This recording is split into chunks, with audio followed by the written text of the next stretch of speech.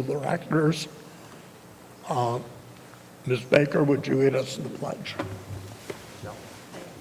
I pledge allegiance to the United States of America and to the republic for which it stands, one nation, under God, indivisible, liberty and justice for all.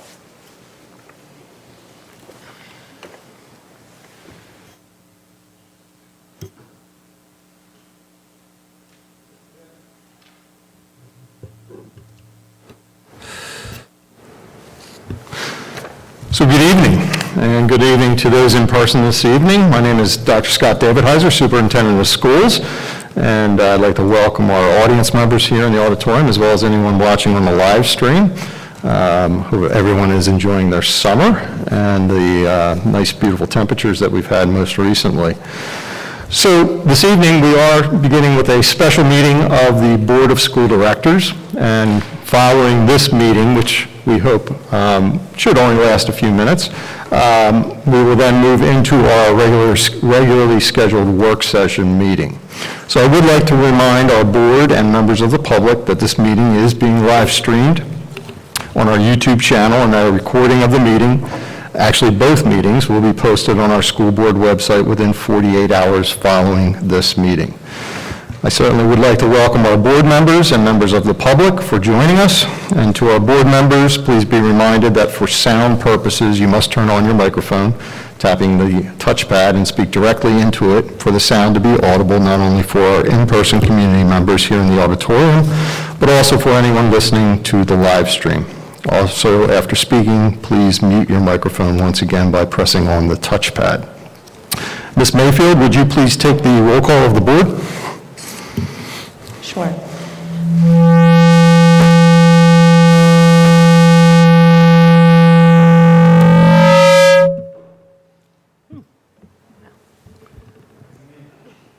Okay. Mrs. Baker, Present. Mr. Berardi, Present. Dr. Cohen, Mr. Geiger, Present. Ms. Natter, Present. Mr. Patton, Present. Mr. Steinberg, Mr. Wolbransky. Dr. David Heiser, we have 7 members who are in attendance, and Mr. Wolbransky, who is absent. Thank you. I'll take the roll call of the cabinet members and administrators who will be participating in tonight's meeting this evening. Mrs. Galdo? Present. Mrs. Drennan? Present. Mr. McGuinn? Here. Mr. Giordano? Here. Dr. Hilt? Dr. Hilt is absent. Mr. Miles? Here. Mr. Miles is here. Ms. Dilks? Ms. Dilks is absent. Mr. Cole? Mr. Cole is absent. And Mr. Highland? Mr. Highland is absent. Thank you. So just a reminder for purposes of public comment this evening, which will take place prior to the action item in this meeting and will take place at the end of our work session meeting. All public speakers are asked to state their first and last name prior to addressing the board. A 3-minute time period will be allotted for individual comments. Individuals may not yield their time to another speaker. All comments will be directed to the board as a whole or to the presiding officer. No comments or questions shall be directed to individual board members or district administrators. When applicable, responses to questions asked during public discussion will be answered. All public comments and responses must be in the spirit of civil public discourse. Abusive or profane language will not be tolerated. Please be aware all comments are being recorded, and the board thanks the public in advance for its cooperation in this. Okay. Are there any personal comments on the item A, which we're addressing in the special session? Any registrants, Mr. McGuinn? I have no registrants. Okay, great, thank you.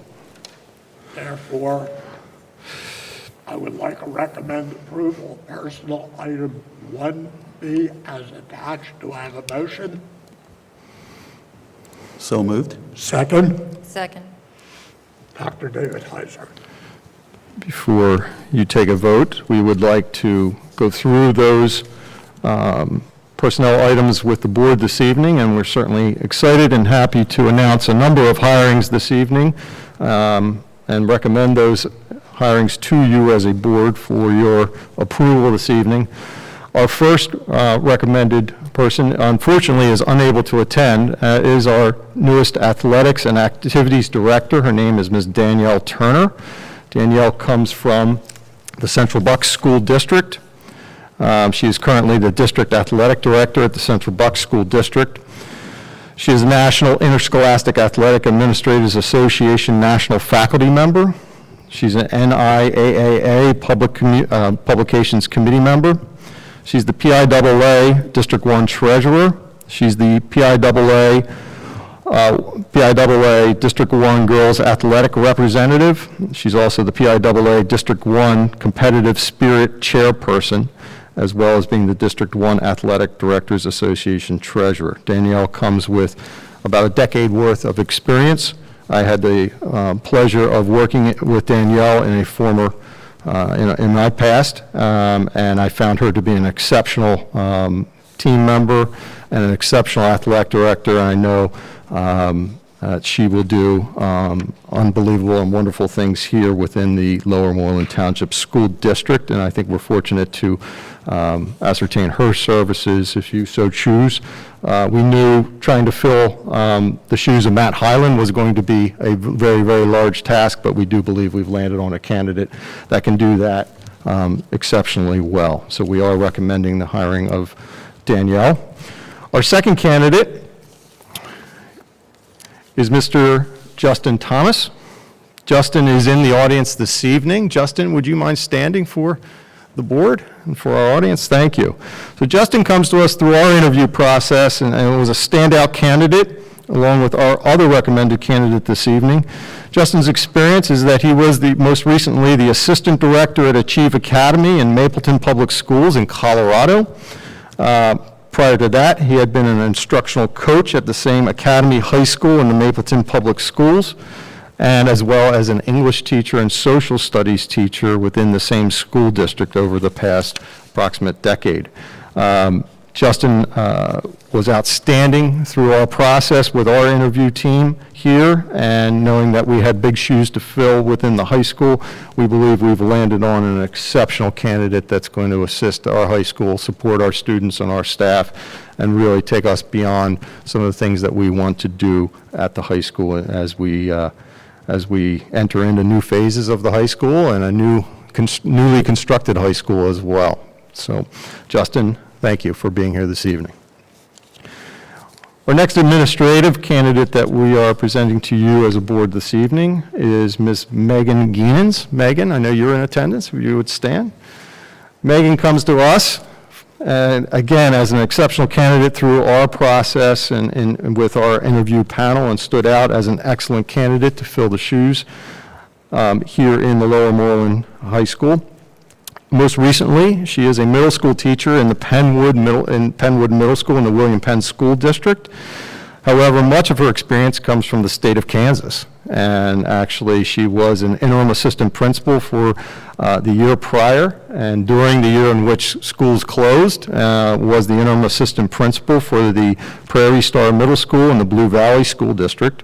She had also been a high school teacher in algebra, math strategies, pre-algebra, geometry, and algebra 2 in the Blue Valley School District at the Blue Valley Northwest High School, and has experience also as a 7th grade math and science teacher. Again, Megan, along with Justin, really stood out in our process. We believe they have the skill set, the demeanor, the attitude, and the empathy needed to tackle the positions of the two open positions of assistant principal at our high school, and we are recommending those to our team at the high school to you this evening. Mrs. Gaudo, I know we have a few others, and then I'm going to turn it over to Mrs. Gaudo for those mentioned this evening. So thank you. So we do have two faculty members we'd like to recommend tonight. Andrea Needham, she's been teaching ninth grade chemistry and physics for the past couple of years for us as a long-term substitute. We're offering her a contract. And Melissa Huber as a certified school nurse to replace Donna Lyberg at Murray Avenue. Melissa comes to us from Neshaminy and Bristol Borough School District, so she's experienced. And in addition to have a certified school nurse certificate, she's also a licensed nurse practitioner, so she has great experience.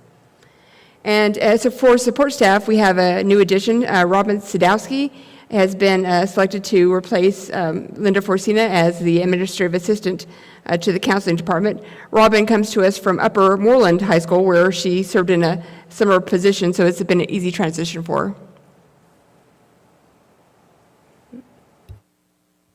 Back to you, Dr. Cohen. Move to a vote, all those in favor of hiring these individuals, please say aye. Aye. Aye. Opposed? Any abstentions? Congratulations, all. We look forward to having you. Congratulations. And we're going to adjourn. Move to adjournment. Do I have a motion? So moved. Second? Second. All in favor signify by saying aye. Aye. Opposed? Abstentions? It's carried. Special session's over. Okay, let's wait till 7 o'clock.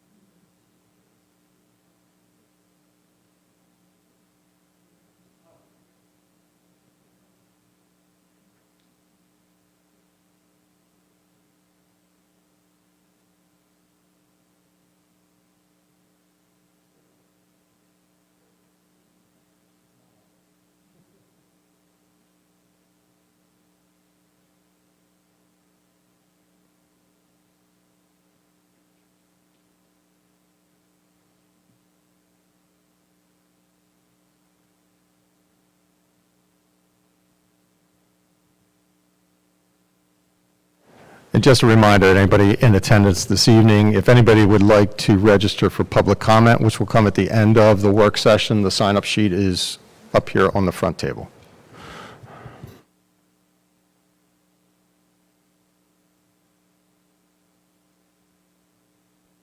We're waiting to get started exactly at 7.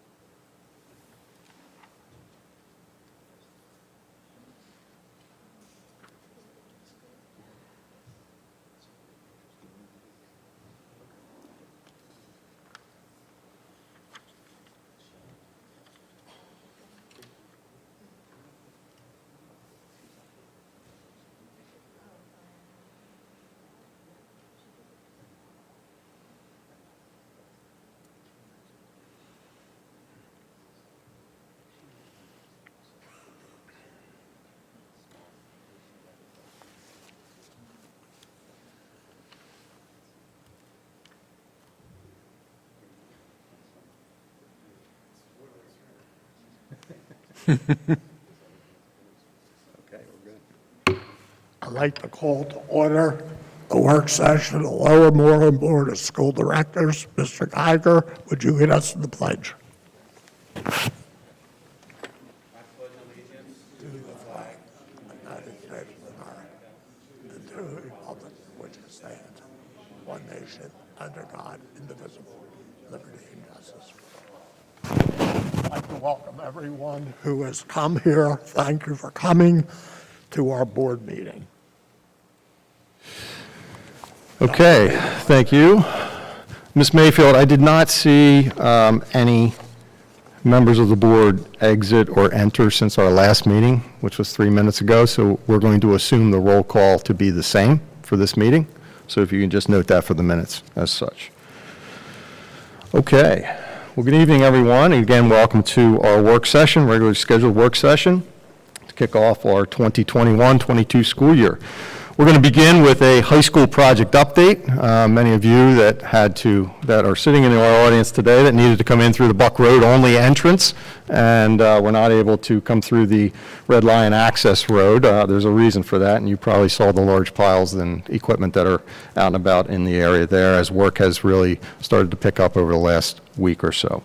So we have in attendance tonight Dr.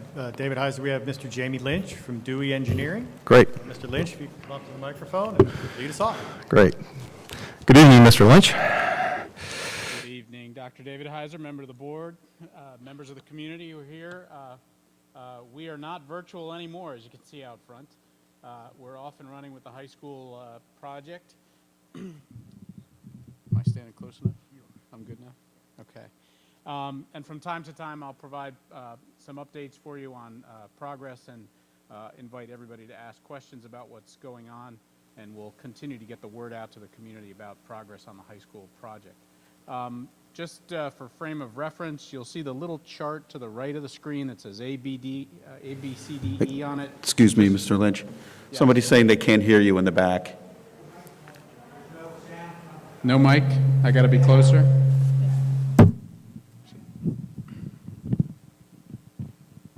I guess I got to pick it up like that. Very close. Okay. So you'll see the chart to the right, A, B, C, D, E. Those are sections of the building. Look forward to seeing me reference areas of the building in my monthly reports. A is the admin area, for instance. Area D is the new gymnasium. B are the 2 classroom wings. E is the cafeteria. But just for frame of reference, you'll see it in all the documents that we provide. So here it was, the existing high school in all its glory, pre-construction. Mark, if you're driving, we can go to the next one. And the first couple of steps that everyone saw was that we've got a site fence erected and some vision screens, and also some erosion controls that were installed on the job site late in June, early in July, to set up the site for construction and for safety purposes. And go ahead. Tree removal commenced shortly thereafter. Much of the tree removal either was taken to lumber yards or has been recycled in the form of mulch that'll be generated for on-site stabilization. So we had to get some of the foliage out of the way to make room for the new roadways. And you've heard me talk throughout our process about our Montgomery County Conservation District NPDES permit. This permit process is not gone exactly as planned or as intended. At this point, we do not have a full permit in hand, but we've been in close contact with the Conservation District throughout the process, and they did provide us with a Phase 1 permit that allowed us to proceed with the work that's happening out front. Presently, we're taking a look at the soils in the area of the stormwater basins and doing some additional testing, hoping to go back to the Conservation District, satisfy their needs, and have the remainder of the permit by the end of the month. I could sum up a very long meeting held that Mr. McGuinn attended with me with the Conservation District, really in one way. The holdup on the permit has to do with what's known as post-construction stormwater measures. They want to know, and they won't issue a permit before they completely believe and understand that all of the post-construction measures for stormwater will indeed work and function. And as you may recall, we talked about 2 basins that are on site. One is your basin, one is a township basin, that are not infiltrating properly. So the best thing we can do is make sure that we do things correctly now and perhaps maybe go overkill. So when we're done with this project, all of the basins work, we can close out the permit, and everyone will be satisfied. So in short, that's the holdup on the permit. Everybody is working, the team is working very hard in order to get back with the Conservation District to provide them the information they need. Mr. Lynch, I think an important point to bring up is the Conservation District issuing an ENS Phase 1 permit is pretty much unprecedented They have worked with us, and that's a testament to the team of Dewey Engineering, as well as our civil engineer Pannoni, working closely with the Conservation District and having them understand our critical timelines. So, as Mr. Lynch said, we do have the permit to do the first phase of work, but we're working very hard to get the entire permit completed. Absolutely right, correct. I'm doing everything I can in order to satisfy their needs and their curiosities. One of the big things is the earthwork subcontractor here is very well known, very large, and is very well known with the Conservation District for doing things correctly. And so that has benefited the district in getting off to a good start as well. Okay? So here in the past week, you may have seen some backhoes digging some holes in and around the site. That is what they're doing, is additional infiltration testing down close to Red Lion Road in order to provide that information back to the Conservation District. Meanwhile, the area that's circled in red is our Phase 1. You'll recognize that as the critical work that needs to get completed so that kids can come back to school later this month. It involves the main access road, the parking lot out front, which you obviously have seen has been removed, and also the emergency access road out back. So that work is fully underway. And it started with the milling of the existing access road. You see the pile of asphalt millings that's out front closer to the football field. That whole road really came up in about a day. So we are hitting it about as hard as we possibly can. The millings here were removed. We can skip right through this one, Mark. The front parking lot was also removed in very short order. A lot of the excess concrete has already been taken off site so that we can begin construction of the new driveway. This is looking up at the high school from further down Red Lion. You can sort of get a picture if you stand out in front of the school right now of where the access road is going to land. It's going to land over by the meter pit at the corner of the building. So fill is required in order to create that road, and that's what we're in the process of doing right now. The fill is installed in lifts. It's compacted. We have a third-party materials testing agent, David Blackmore Associates, who's on site with a Troxler nuclear gauge to test the lifts. Fortunately, our soil is exactly as advertised in the geotechnical report, and that road seems to be coming up well in lifts. Materials, as you may know from going to Home Depot or trying to buy a car or really trying to buy anything, are really hard to come by right now. We're very fortunate that we have a general contractor and a site contractor with excellent buying power. So as you see here, our precast is on site for the stormwater pipe that needs to go in. Next week, our pipe crews mobilize, one for stormwater and one for new sanitary line that run between this building and Red Lion Road. Once that's done and the access road is done, we're complete with Phase 1. And the plan is to have final course of asphalt on the new parking lot in front of this school before kids come back to school. It's one of my later slides here, but it really is the number one issue that we face on construction sites, and that is safety. This really is in the forefront of everyone's minds, from how we divert traffic off of the Buck Road entrance and the Red Lion entrance, to how we have shuttled students and campers around the building, even tonight, making sure that we have some signage so that when the public comes to the building, they know exactly how to get in without having to cross through muddy areas of construction, et cetera. So this is something that's high on everybody's list. We've got good contractors who have been proceeding very hastily with the work that has to be done, but I want to let you know it's also safely. So with that, I'm happy to try to answer any questions that you have on where we stand today. I have a question. You said there are 2 basins that are not working correctly. So if we remediate ours, what happens if the township's basin is not working properly? Does that stop the project from proceeding? No. That's the short answer. Okay. The 2 basins are intended not only to hold water and release it at a slow rate, but also allow water to infiltrate or seep into the ground. That's part of the stormwater measure.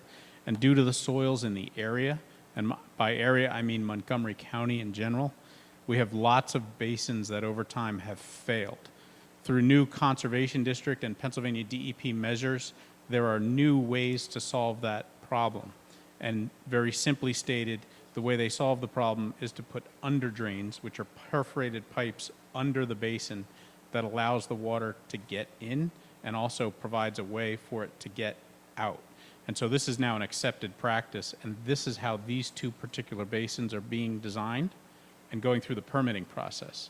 So they will work. The other thing is we want to make sure that the new basins that we're constructing also work. And so we may go to another level after we get this permit and provide you with a little bit of contingency. I don't want the same thing to happen again where the job is finished, everybody's done as good a job as they could do, and the basins don't infiltrate. So that's the longer answer, but the answer is there's not a situation that's out there where the Conservation District says because of the basin qualities, you may not proceed with the project. So, and is there additional costs associated with this? Associated with what we have to do to get the permit, and also associated with the fact that we don't have the entire site, there will be additional costs from the contractor. Now, for allowances in the contract, we have some earthwork allowances that allows us to play with that. You also have at least 3 forms of contingency built into your project budget, and so we're acutely aware of how to use those, and also will be mitigating the impact. And there have so far been 3 ways to mitigate the impact. One is we've reduced the scope of work by eliminating a retaining wall in the back of the building. Another is that we've reduced the amount of sidewalk replacement that we're doing here at the high school because it is in good shape. And the third is that we found a way to eliminate one whole stormwater pipe that was in the design. So while we see additional costs on the contractor side, we're also trying to build credits on your side to mitigate the impact as best we can. Do we have an estimate of how much additional cost that would be? Not yet. So this is very fast moving, fast developing, and so we'll be compiling that, sending it through the admin team as soon as we have it. Okay, thank you. Mr. Lynch, are you sure, or not sure, but I shouldn't have phrased it that way. What would keep us from having the driveway completed in time for school? Would it be bad weather? Would it be a lack of asphalt? Do you foresee there being a problem with that driveway, the parking lot being done prior to the 30th? Probably your first one is the biggest challenge. Weather is always a factor. I always leave that in the capable hands of the school district superintendent, and Dr. David Heiser has been very diligent here, so I know he's on it. All kidding aside, yes, that is the big factor, but it's also the reason why we see the contractors really pushing. Our goal, and you can see this come to fruition, is to get the road to grade, the parking lot to grade, and get stone on it. Once we have that, we need to find a day for paving, and we can knock it out. The stormwater pipe that goes below the road, we cut that in after the stone is on the road, so that the goal is to protect the subgrade so that we're ready for paving. Getting asphalt, having the volume that we need, not really a problem. I mentioned at the beginning, materials are, really up in the air. We never know from one day to the next what will affect us, but we made a change very early because we know plastic stormwater pipe, for instance, is difficult to get, and we made a change with Blair even before we had some of these problems to go to concrete pipe, which was readily available. So once again, it is a day-to-day, and not to be dramatic, sometimes hour-to-hour thing where what's the best idea in order to get to the finish line and plan to finish early so that if we get 2 days of rain when we're trying to pave, we might be able to handle it.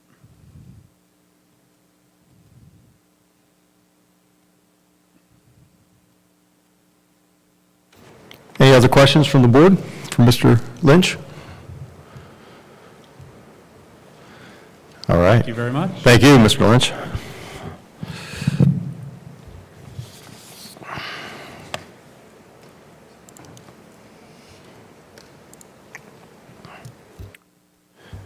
Our next presentation for the evening is going to involve Mr. Miles, our high school principal, and presenting on our high school early release and late arrival privilege project that we utilized last year, and we have some feedback to deliver to you as the board, and some revisions that we'd like to make to this prior to moving forward.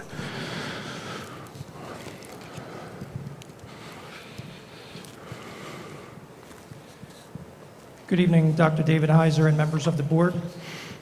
My presentation this evening is for your consideration to continue the practice of late arrival and early dismissal for this upcoming school year.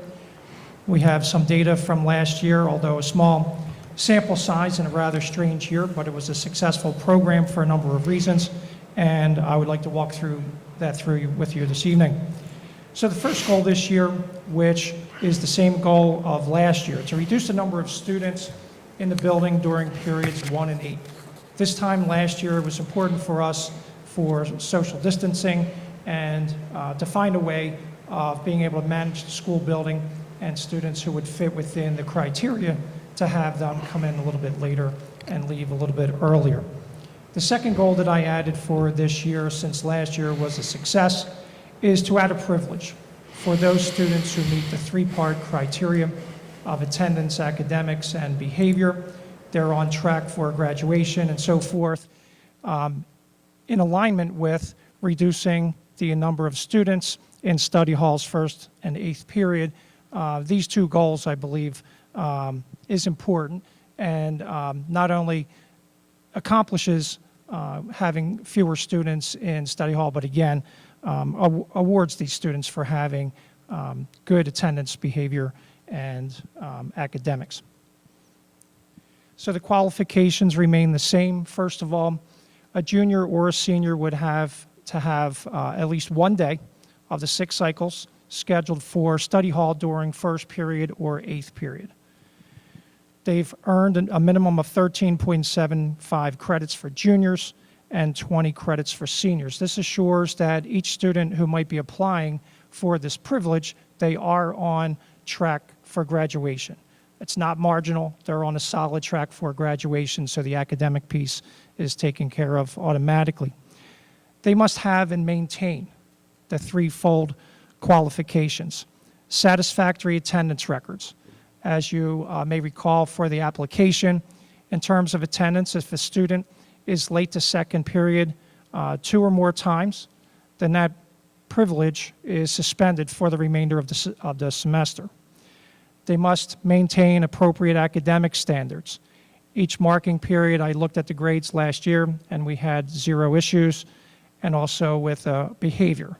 Any significant behavior issues, then that student would be eligible to have that privilege either suspended for a period of time or revoked altogether.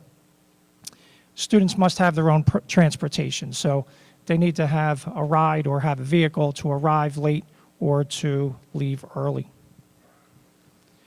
So the protocol for late arrival would remain the same. They would check in with our greeter, enter door 1 in the morning.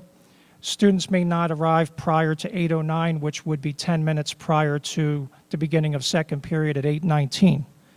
When the students arrive, they should report to the cafeteria, and if they do arrive after 8:16, which would be the ending of 1st period, they would just go ahead and move toward their 2nd period. And again, the expectation is that all students who would be given this privilege of late arrival, they must arrive at their 2nd period on time. Protocol for early release as soon as 7th period is over. As we'll be discussing, and I believe you approved prior, students would not be using lockers this year, so right after 7th period, students would be exiting if they do have the privilege. No students would remain on campus after 1:40. Students would be expected to leave the front of the building, doors 1, 2, or 5, and then make their way to the student parking lot. Students who have participation in an after-school club or activity would be expected to leave, go home, and then come back. And if we're in a situation where a student does need academic support, maybe a student was absent, they need academic help, they would see one of the principals for approval in advance. These are last year's statistics that we presented to you in August. these were the numbers of students who were eligible for last school year. And the next slide are the numbers of privileges that were granted. So the number of students who applied for this privilege was not high, but again, we recall, I don't think we'll ever forget the strange year of last year with hybrid and so forth. But as I mentioned, 0 students had their privilege revoked or suspended. So for all of those reasons, I do believe it's a good idea and a great opportunity to move forward with this privilege. And I apologize, I went ahead of myself and stated that no students had their privilege revoked or suspended.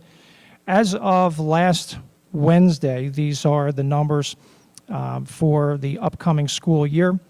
For late arrival, juniors, 57 students, seniors, 100 students, for a total of 157.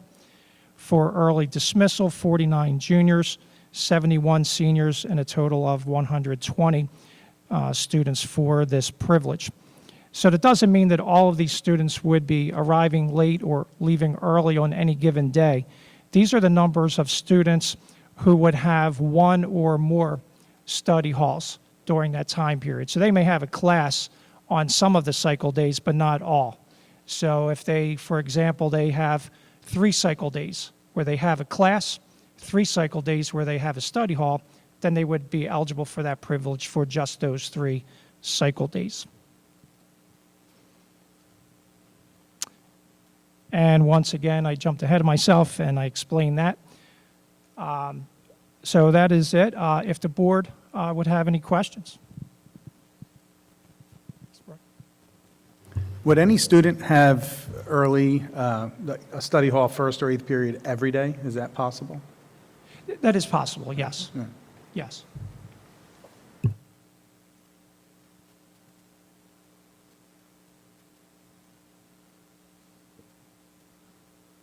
Okay, if there are no other questions. Mr. Miles, just a quick question. I'm sorry. So this is a continuation of last year's program that we started.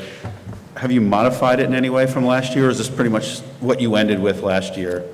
It's pretty much what we ended with. I made a slight adjustment to the times to Okay. make it more in alignment with the end of first period and the beginning of second period. But the overall requirements Okay. are exactly the same. We thought it prudent to give the board an update based on the feedback that we had from the year. Again, it was an unusual year. We didn't intend to go into that year with this program in the same light. However, we thought the program itself ran very successfully. It gave students an incentive.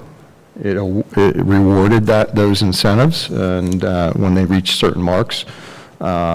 And it also, certainly lessened occupancy in our buildings during a time when that was much needed as well. So it did help on multiple types of levels, and we feel like this is something we want to bring back to you. We are going to ask that we place this on as a motion at your regular meeting later this month for this to be formally approved as a program. Would that be okay with the board? Okay, all right. Great, thank you, Mr. Miles.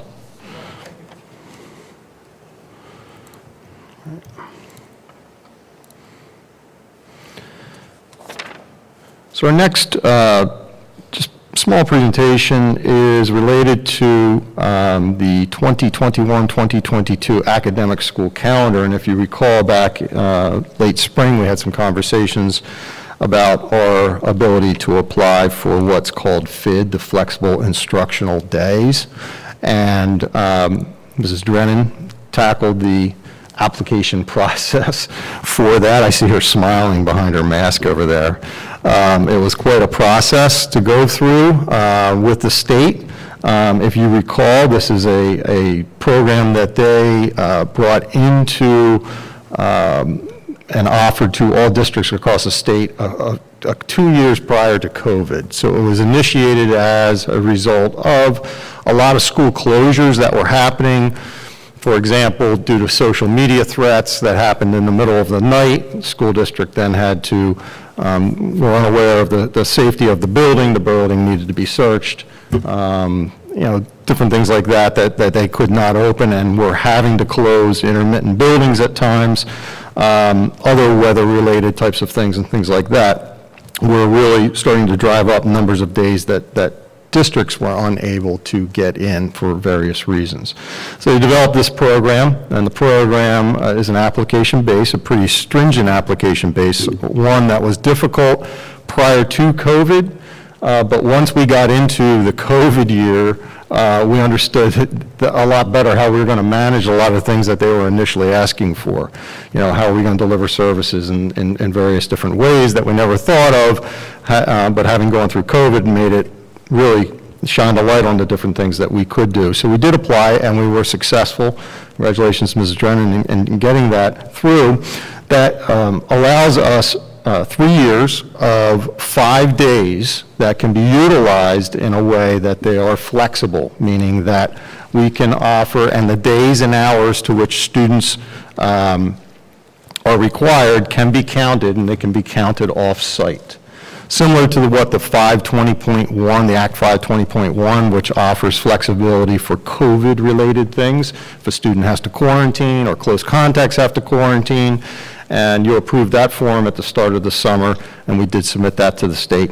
That's for COVID-related things, and we can have the flexibility, and the hours and days would count with being able to apply those things off-site and not in person. The FID days do that for everything else, all other types of emergency services. So we do have that flexibility. We did have a discussion, I know Mr. Berardi had brought up the point about snow days, and we kind of landed on where we had been mostly 4 snow days a year. We've been adding into the calendar. We thought it'd be prudent to still remain and have 2 snow days still remain in the calendar, kind of those traditions that are part of culture in schools, and that first snow or those large snows, and offering that. So this evening, you'll see that the calendar that's in front of you does have 2 snow days. So we've taken 2 of the snow days out. There was originally 4 snow days in there, thereby reducing the number of days on the back end to 2 extra days that can be used for snow. We can use then FID days for other weather-related types of things. So we did have some conversations, I know, at one of our last board meetings about that. We landed on this. So I'm bringing this to you as an academic calendar needs to be approved by a school board. And since we had our 2021-22 board-approved calendar done prior to this, we do need to, if this is a calendar that you're okay with, we will need to bring this to a formal vote at our public meeting. Again, this will allow the district to still have 2 snow days, but will then allow the district to utilize 5 other days if needed in an emergency way, mainly a weather event. It could be other events and things of that nature. 520.1, the other act, allows us to do things differently off-site when it comes to educating students, but those are COVID-related situations that we are obviously still in and part of. So again, the calendar that you see there in front of you as 2 days off the end of the school year have essentially been taken off. Any questions from the board about that? Okay, so. Dr. David Heiser. Yes. Reading the fine print at the bottom, it says if there are more than 2 snow days, days will be added by removing successive days from the beginning of the spring break. Correct. We still need to leave that in there in the event that FID days are exhausted. But we will dive into the FID days as being those 2. So it'll be determined. What we're going to be seeking in terms of snow days are those traditional snow days. Right. That first big storm, maybe a second big type of storm, that we would still like that tradition and that cultural event to still happen inside of our school district. And then we'll try to utilize those 5 other days in meaningful ways and hopefully not have to use all 5 of those days and never need to get into the language of this. Okay. But we would traditionally go to the spring or add back to the end of the school year. But essentially we have 7 days right now. I'm sorry? Essentially what we have are 7 days total that we can use. I got it. Thank you. Okay, so with your approval, I will bring this to the public. We'll have a motion on the public agenda for this. Okay, wonderful. Okay, that brings us to our last presentation, and this is our health and safety plan and revision to that. And I have a number of other attachments to this, but I would like to just speak a little bit about the health and safety plan itself. And what we really looked at, and this, if you recall, you did approve on June 16th the health and safety plan to begin the 2021-22 school year. This is a safety plan that's malleable. It's changeable at any point in time. It does need to be board approved when changes are made, or at least approved thereafter. We did look to put together a sensible plan that will have targeted mitigation strategies. And one of the things that has mostly come up more recently is the masking component, the face covering component, with mandates and recommendations and things of that nature. So when we did put this plan together back in June and brought it to you for your approval, things that we considered, and we determined 3 things that we really looked at when we were looking at masking, and that was, we're going to have to address when community incidence is high, when substantial numbers of COVID-19 cases are being documented in the school, and when cases are growing among children in the community. But we also have to balance that really against the emotional and the data-informed decisions that we need to make. And when I say data-informed decisions, let me take you back to last year at this time. We made some data-informed decisions to be one of the few school districts in Montgomery County to open. And that was all related to data. The emotional decision at that time was not to open. And that was the emotional decision that many school districts made during that time period. Most of our health agencies were not really apt at having schools open. There was that great unknown that they didn't know how things would really go. So there was a lot of hesitancy. We made the board and made some data-informed decisions to move forward that it was a unique time for us to do that. And as it turned out to be the right decision to do that. And that was really looking at the science and looking at the data of what we had in front of us at the time. As the year progressed, the emotions started to become higher. And in the winter time, in the start of December and January, when numbers were high, emotions were starting to become higher. Probably not the right time to be able to get back in with the amounts of students that we probably would need to have quarantined because of close contact rules at the time. As a board, I think the decisions you made to get us into the spring and to approve certain things of allowing that 5-day return was the right time period to be able to do that because it was data informed. Cases were coming down, vaccines were on the market, our adults were being vaccinated, our 18-year-olds were being vaccinated, and eventually our 16-year-olds were being vaccinated through that process while school was still in. They were good data-informed decisions to operate in a year that nobody had experience in operating before. So that brings us to this year.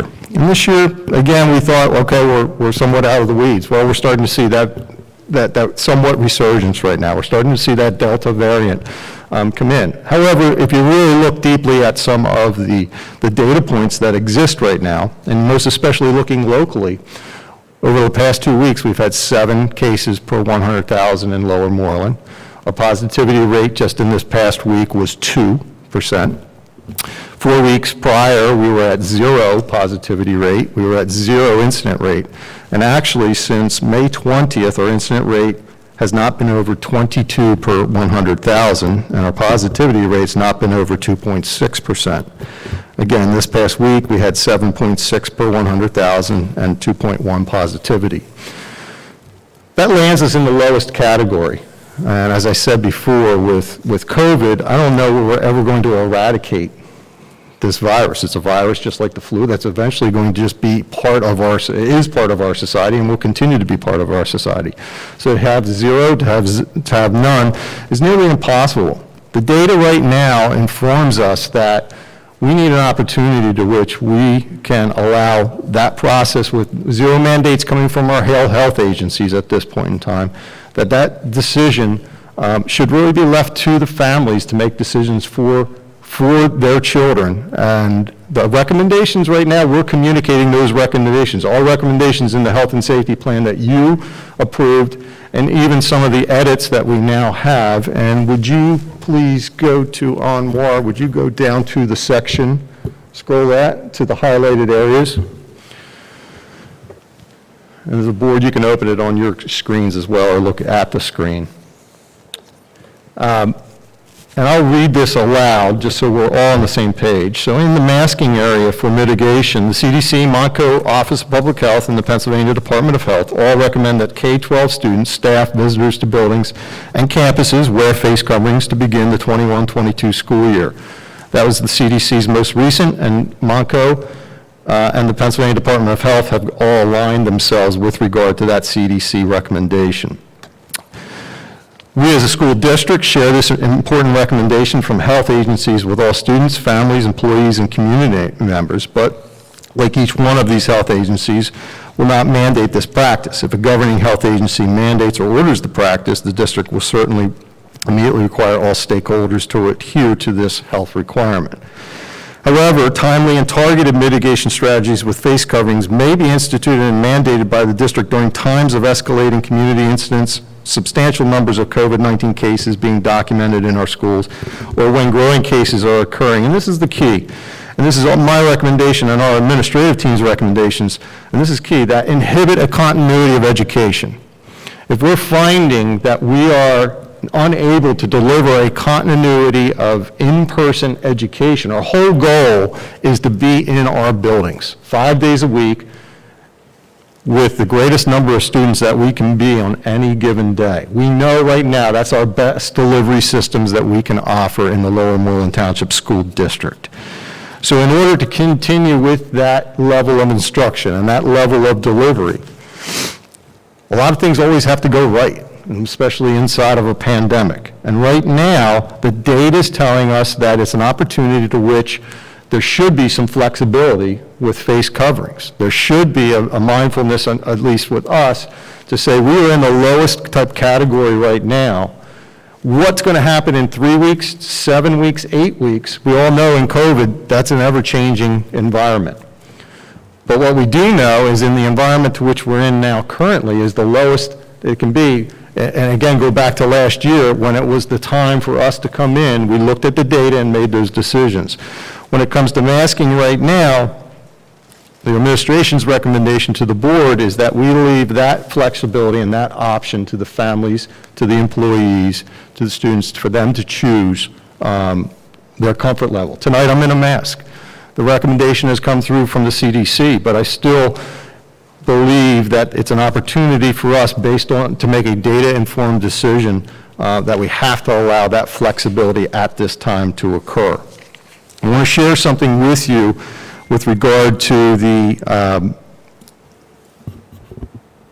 Children's Hospital of Pennsylvania, of Philadelphia Policy Lab. And they state that balancing the potential consequences of infection among children, families now must consider that adults have been offered vaccination. COVID-19 has led to mild infections in the vast majority of children. However, some children have had more significant illness.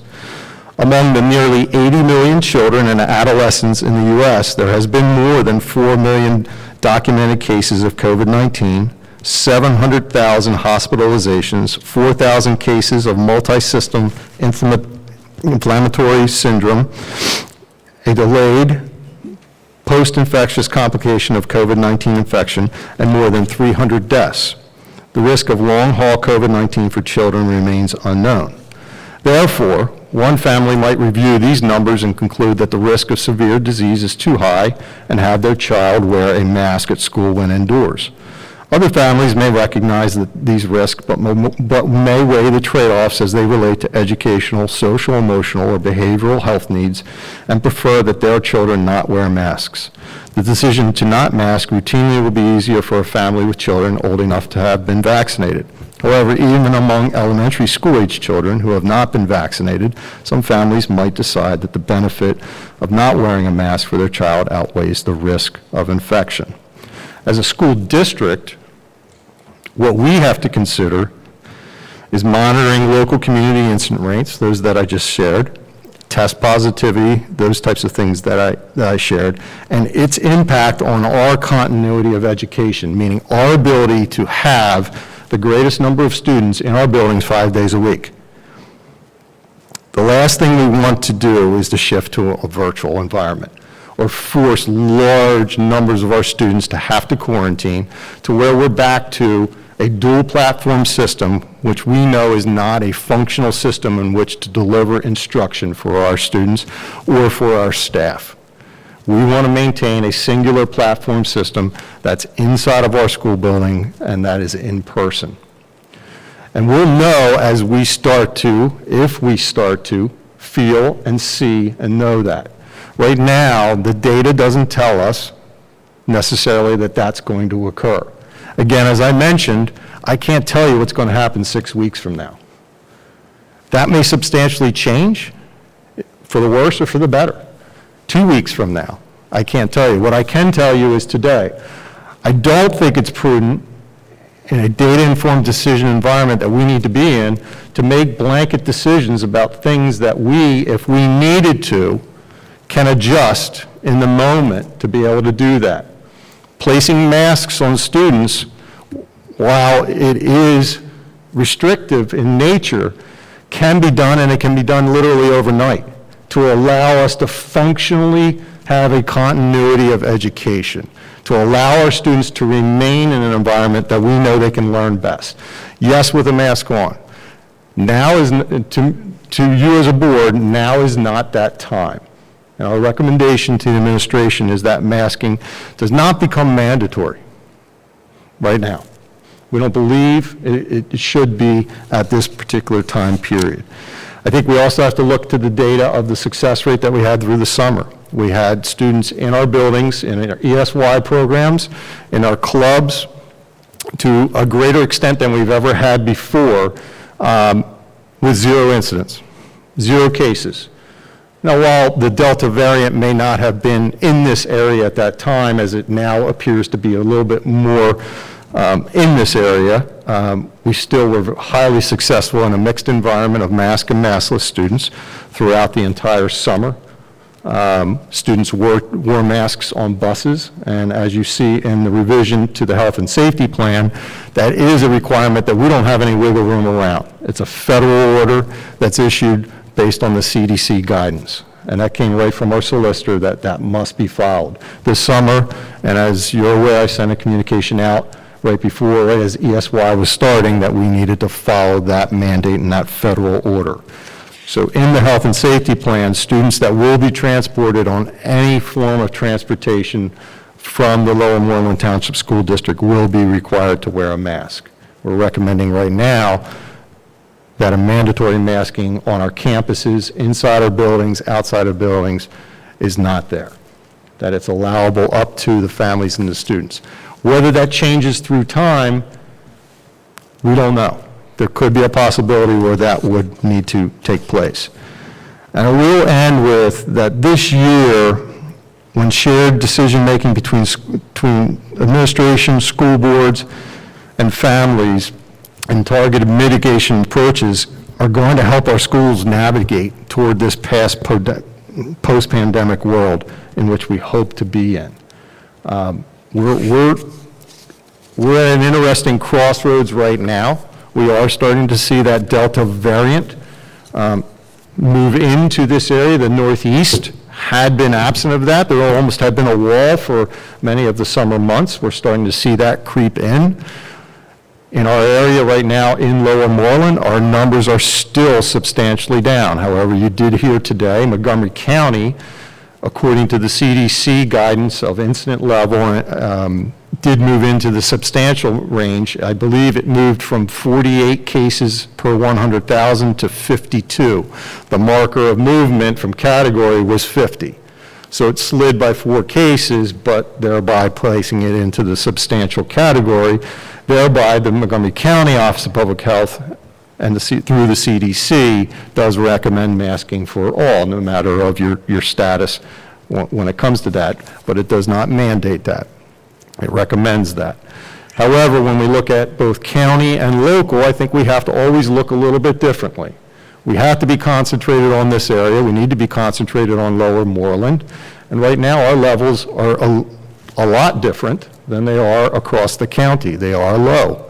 They are substantially lower than the county is right now per 100,000. And in terms of its incident rate, or excuse me, positivity rate. So for the board, again, we wanted to put together a sensible plan, one that we felt we could operate in, one that we felt we could get our students in school and remain in school, and we still believe our plan, with having some flexibility built into it, is necessary going into the school year. And I think this plan that we have, while it is a very simple plan, really does allow our staff, our students, to be safe to the greatest extent possible. It allows our families to choose whether or not their children come in with a mask. It allows the opportunity for us to function in a 5-day in-person model. And if we see that that is being broken in any way, it gives us flexibility down the road that we can do some targeted mitigation down the road if necessary. Okay. Scott, one of my concerns is I assume all teachers are not vaccinated. Would that be a correct assumption? The answer to that would probably be yes. It would be a correct assumption. The numbers, we believe, are in the 80 to 90% range of vaccination. Not all teachers are vaccinated. Correct. Therefore, can we mandate that those who are not vaccinated, because they're working with kids, must wear a mask? We would have to, the answer to that would be yes. You as a school board could put any types of restrictions on your employees that you feel you need to do with regard to that. We would have to figure out a way for a survey and to receive the vaccination status in a pretty fast way to be able to do that, to know who we have vaccinated and who we don't, and who would be required to wear a face covering or not. So, Mrs. Gaudo, is there anything inside of that that would be of question to that? Like you said, we'd have to get our staff, had to get a survey out and figure out a way to, have them prove the vaccination status. But of course, you could mandate it if you wanted to. I think we should do that. How does the rest of the board feel? Well, Mary, what about the students then? Anyone? Not students, Teachers and staff. Because even though students can pass the disease, I don't think we can mandate students to be vaccinated from what I've heard. But because those teachers are employees, I believe we can mandate them not to get vaccinated, but if they're not, they have to be tested and wear masks. That's all I'm saying. Yeah. No, I was just thinking the logic that, okay, we can't mandate the students either, but if they're not vaccinated and they're a high school senior, shouldn't they be wearing one too? I'm just throwing that out there, taking your logic with the staff and then just bringing it down to the student body.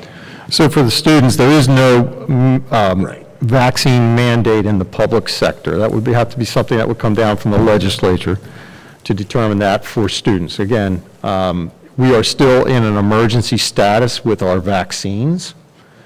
I think you'd want to consider that as something to think about, and maybe why there is some hesitancy still with certain things. That it is still in their emergency phase. It has not been none of the 3 vaccines that are on the market have been formally approved by the FDA. I think there's been applications sent in by 1 or 2 at this point in time.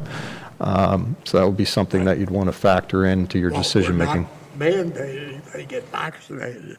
We're only saying if you're not, you must wear a mask in school.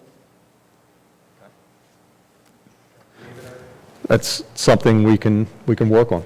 Okay, Yes. thank you.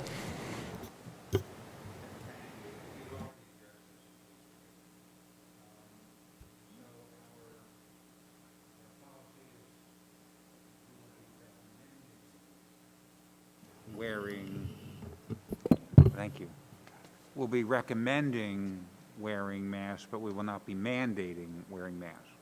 The administration's right now is forwarding on the recommendation from the CDC, which is in alignment with the State Department of Health and Montgomery County, and highly recommending that every person that touches the campus, visitor, teacher, any employee, any student, wear a mask, but not mandate nor enforce that practice at this time. And again, I gave Dr. Cohen a nice article that I found from the CDC, and it addressed that same issue. What happens, and again, if you've addressed this, forgive me, what happens with a delivery person coming in or a service person coming in? Are they required to wear a mask, or are they recommended to wear a mask? Based on this recommendation from the administration to you as the board, we're recommending that not be a mandatory. It's recommended that every person, every visitor, whether that's a serviceman, an employee, a parent that visits the building, wear a mask, but we will not mandate that. Okay, my big Why? concern, oh, I'm sorry, Alan, I thought you No, were. I'm just, I think I find that a little bit troubling that outsiders we're suggesting they wear masks, but we're not requiring them to wear masks. So if I have a serviceman, a plumber, a delivery, we're saying, we'd like you to wear a mask, but if you don't want to wear a mask, that's your choice. I would have thought we would need to be a little more emphatic with that population. If that's something the board would want us to move toward, we could include that in there. It would be something that would have I mean, if I'm some... alone in my comments, so be it. It would have something that would have a little bit of difficulty in enforcement. Well, when you go with- into a retail store, masks are required unless you've been vaccinated. There's a sign on most every retail establishment to that effect. Correct. And we're now saying masks are recommended. We're not saying masks are recommended. We're saying we're following the CDC guidelines Right? that masks should be worn. So in the school, our requirements are lesser than in a retail establishment. No. Well, in a retail establishment, it says you must wear a mask unless you're vaccinated. Correct. We're So recommending you wear a mask regardless of whether you're vaccinated. we're saying the same thing. Whether you're vaccinated or unvaccinated, we're recommending that they wear a mask. And in a retail establishment, you're required to wear a mask unless you've been vaccinated. Okay, so I think you're getting into some semantics of wording with regard to that. So again, that's an honor system to which somebody walks into a retail store, nobody knows if they are or they aren't. So it's the honor system of the person walking into that store. Am I correct? Unless the retail establishment asks for your vaccination card, I don't know. Okay, well, I don't know that either because I don't know of a store that's done that. So I think you're asking the same thing that we are doing, in that we are recommending, based on the CDC's recommendations, that all individuals touching our buildings wear a mask. I think I differ Okay. in our interpretation, because once again, the retail sign says, no vaccination, you're required to wear a mask. We're saying we recommend a mask whether or not you're vaccinated. I think the difference, Alan, is that I would like, for me, I'd like everyone to wear a mask, but I'm an individual. I choose to do what I want. I think the difference is that a business, someone who owns a business could put things on that have no relationship to the CDC because they own the business, just like Facebook is now saying, and these big corporations, you want to work, get vaccinated, or you're going to have to be tested multiple times.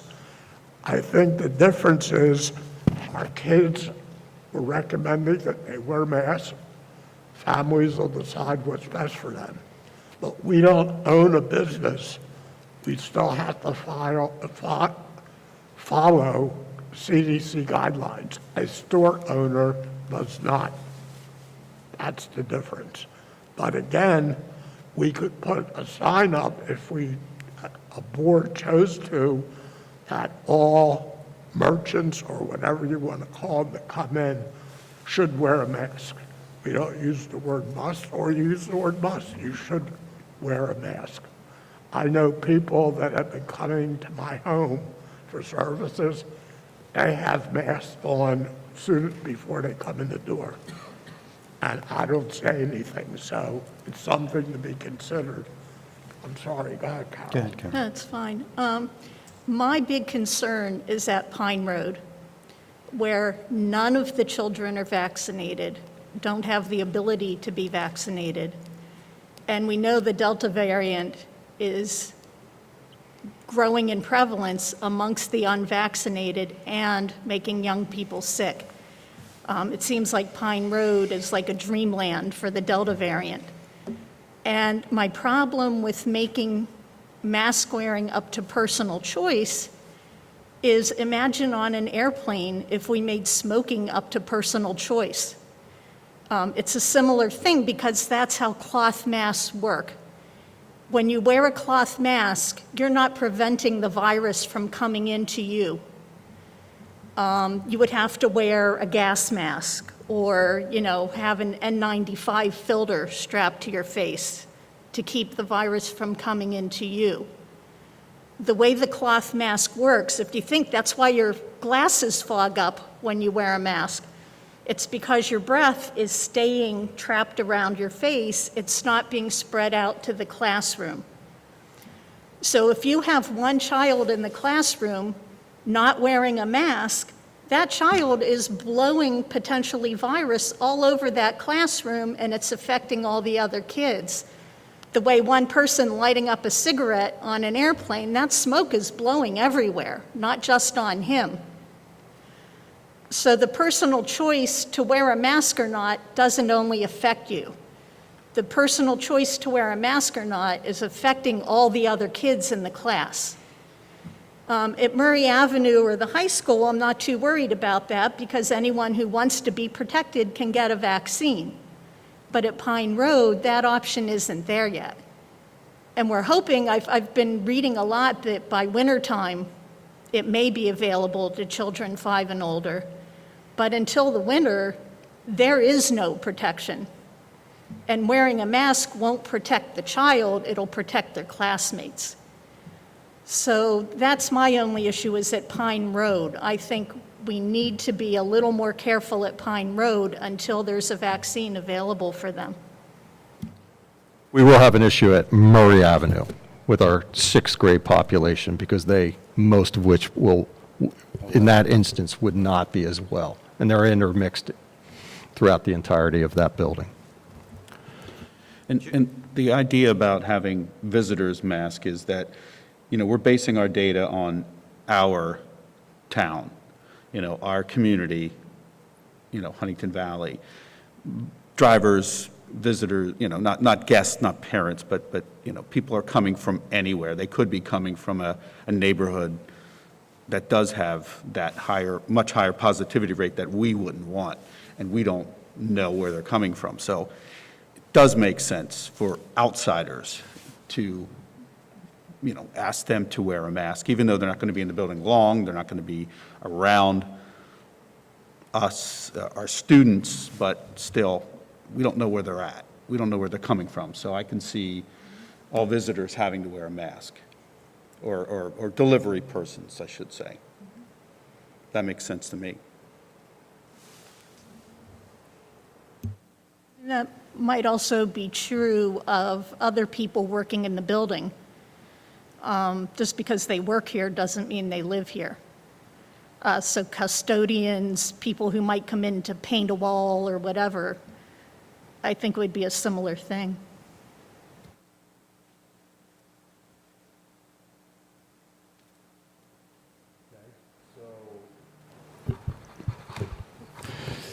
Based on that feedback, it sounds like a considerable amount of individuals within this district that, and I'm not hearing from the other board members, our recommendation from the administration to the board is that it is not a mandatory component. If that's different, and the board wants that to be different, I need to know what that difference is going to have to be. We do need to have an approved safety plan prior to the start of the school year. I was just going to say that I'm okay following the CDC recommendation for now until our hand is forced to do something differently, whether, locally or it becomes a mandate. I don't think I would be in favor of mandating masks for teachers who are not vaccinated. And I just think we need to keep an eye on our numbers locally. I don't have a problem putting a sign saying, if you're making deliveries, please put a mask on. I don't see a problem with that, and I would think most delivery services are already doing that, at least the ones I see, right? So, but to me, it's silly that you're either going to make masks optional or you're not, because if you start mandating certain people to wear it, everything I read on the Delta variant is telling me that many vaccinated people are getting it and spreading it as well. So what are we really accomplishing using a mask? Personally, I don't know that the masks alone do a whole lot. I thought it was more of the distancing that was a lot of the mitigating factors last year. The masks obviously alone probably didn't do that much. At least a lot of the things that I read said masking alone only probably was about 15% effective. We're not going to be distancing our students 6 feet or more. I think the other thing you're going to want... Then the mask kind of really, it becomes a preference, I guess, Not even a preference, it's not mandated right now, so I just don't see mandating it until it's mandated. I think one of the things... Did you say anything about the staff who are not vaccinated? Wasn't sure if you did or not. I didn't catch the end of that. Did you say anything whether you have a problem with those teachers who are not vaccinated to wear a mask while in school? Yeah, I don't know that I would be in favor of mandating getting the vaccine, and if you don't have the not vaccine, let me finish. only wear a mask. I understand. If they did not get vaccinated, I'm assuming there's a reason for that. And again, if the teacher is not vaccinated and is wearing a mask, but there are high school students that didn't get vaccinated not wearing a mask, what's the difference? The difference is if they're wearing a mask, there's still some protection for them and for our kids if they don't wear a mask. Right, but you have an 18-year-old who technically is an adult I can't that's control not the vaccinated, 18-year-old. not wearing a mask because it's not mandated, but we're going to mandate the teacher in that same classroom to wear a mask, then what's the point? I'm more worried about it going from the teacher who's not vaccinated than from the kid who could affect the teacher. I'm more concerned with taking care of the kids. For any teacher, that's all he or she would have to do is wear a mask. It's up to the parents if they don't want their kid to be vaccinated. They make the decision if they would want their kids to potentially spread a virus. So, but we have a board and we have to give Scott direction on what to do. So just a couple of other things I want to add to this is that, one of the things that we need to do during the course of the day is eat and drink. So lunches are a problem. We no longer, with the expected amount of students back, which is near 100% capacity, in 2 of our buildings. There's no feasible way that we can spread 6 feet any longer. If you recall, we needed to move into the upper gym at Murray Avenue to be able to feed and functionally, and we used both the gymnasium and the cafeteria all-purpose room at Pine Road. We used the auditorium at the high school. We used this location at the high school. When we came back into 5-day, we had 75% of students roughly at middle school, and we were maxed out in spaces to get 6 feet. There's no way that we can find additional space for 25% more of student population at Murray. We had 90% back at Pine Road. There's no way that we're going to find 10% more space to be able to have those students, and high school somewhat similar in terms of that. We are going to need to constrict and be back to more normalcy. There is going to be a half hour every day, so essentially almost 2 hours every day that our lunches are going to be, we won't be able to have masks on. And I don't know, there aren't many schools that will have the opportunity or the space. So there is going to be a period of time throughout that will be consistent daily, that our populations will be unmasked in order to eat and drink at lunches. We will try to occupy outside as much as we can, when we can, how often we can, but we know that, you know, that's highly weather dependent, and when the colder weather comes in, they certainly can't do that at that time. So to my point, if you mask all the children all day except for lunch, then once you break that, what's the point of having had the mask on? I mean, Alan, you've removed your mask several times to speak a little easier. So to me, it just kind of defeats, again, you know, it defeats the purpose of, if he were carrying the virus and he took the mask off to speak, is that not a problem now? That's what I'm saying. Like, once you take the mask off, even for 5 minutes, So it just kind of defeats the purpose of having worn it. So same thing with the buses. I know we didn't get on it yet, but to me, it's ridiculous. Right. It's, So we're going to have children 7 hours of the day together, unmasked potentially, but that 20-minute bus ride masked is really going to make a difference, you know? well, the busing is, we don't control that. I understand. That's a I'm just- federal order. I'm just giving my As- opinion on it, Yeah, so. well, be that as it may, it's a federal order. We have to comply with that. That would be us not receiving federal monies I'm not due saying to us that for we're not going to that. follow it. What I'm saying is, You're not correct. all federal mandates make any sense to me, right? So, You're correct in the fact that we would. So a student every day would be a half hour without a mask if we had a universal masking in place to be able to do that. The other thing you want to think about also is, as the result of that, so what happens? How do we maintain that? We struggled at the end of the year to maintain masking. And I will have a principal, each of the 3 principals can share stories of that. It's a really challenging environment to which to do that. So the question becomes, what happens? You know, what type of disciplinary process do you want to have in place if you do bring masks into play? And part of that, you know, because that's a daily grind. That's a daily component to this. It's not something that we can't necessarily overcome. And to the greatest extent, our students were very compliant with it. But we were dealing with it. As you mentioned, we have people pulling their masks down here tonight to speak, right? That's just multiply that by 2,500.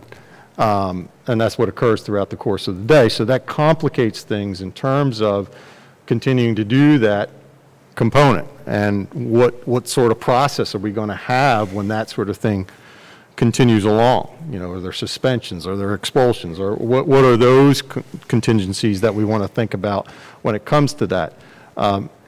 To say masking is one thing, to do it is and the reality of it is a challenge in a school environment, and one of which is an outstanding task for both students and for adults to really have to handle that, maintain that, and so forth.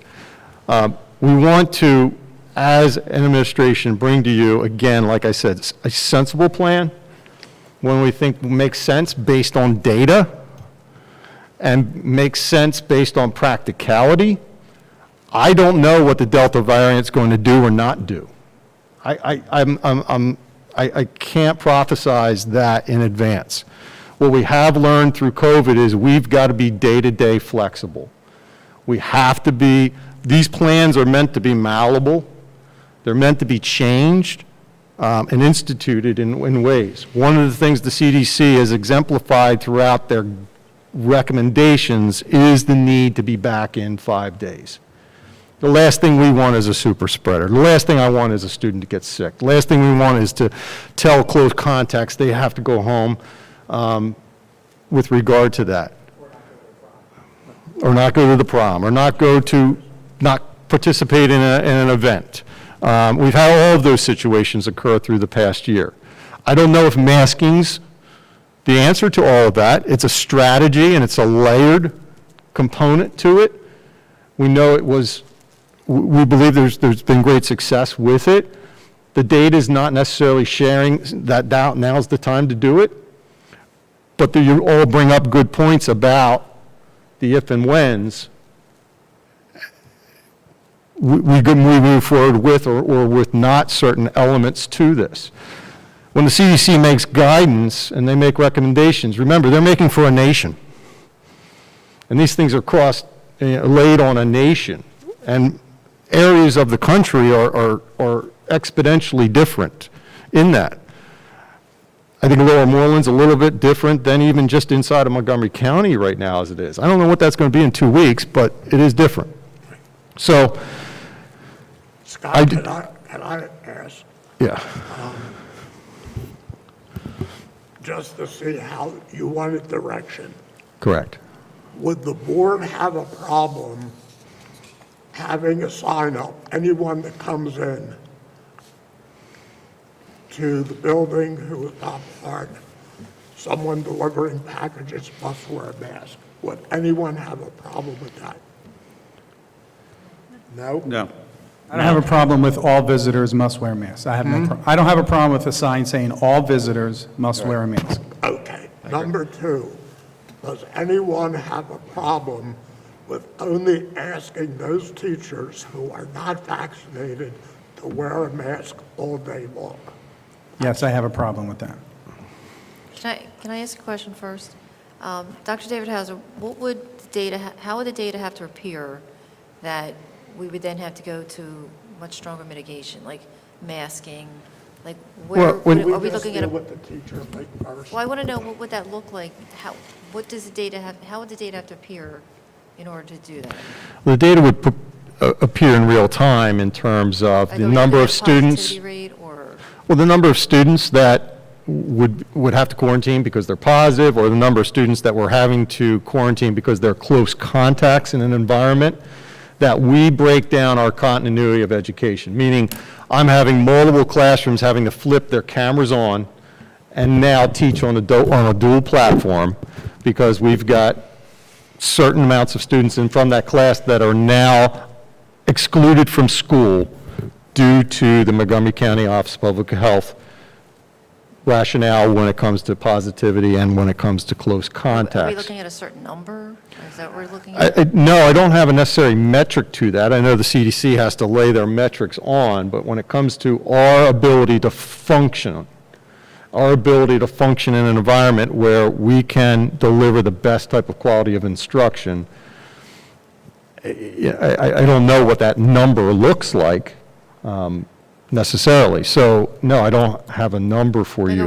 Like, it would help me to make a decision if I knew, are we looking at teacher absences? Are we looking at student absences? Are we looking at how many children have to be quarantined? Yeah, no, I don't have a number in mind that's going to be able to dictate that, nor a metric that would necessarily share that, to be honest with you. That would have to be a function of, can we functionally operate on a daily basis with the number of staff that we have? Are we, to the majority, in a classroom of students, or even a large portion, not necessarily the majority, but a large portion that is being excluded because they've become a close contact? What has changed with the Montgomery County Office of Public Health, Anwar, would you please put the Montgomery County Office of Public Health document up?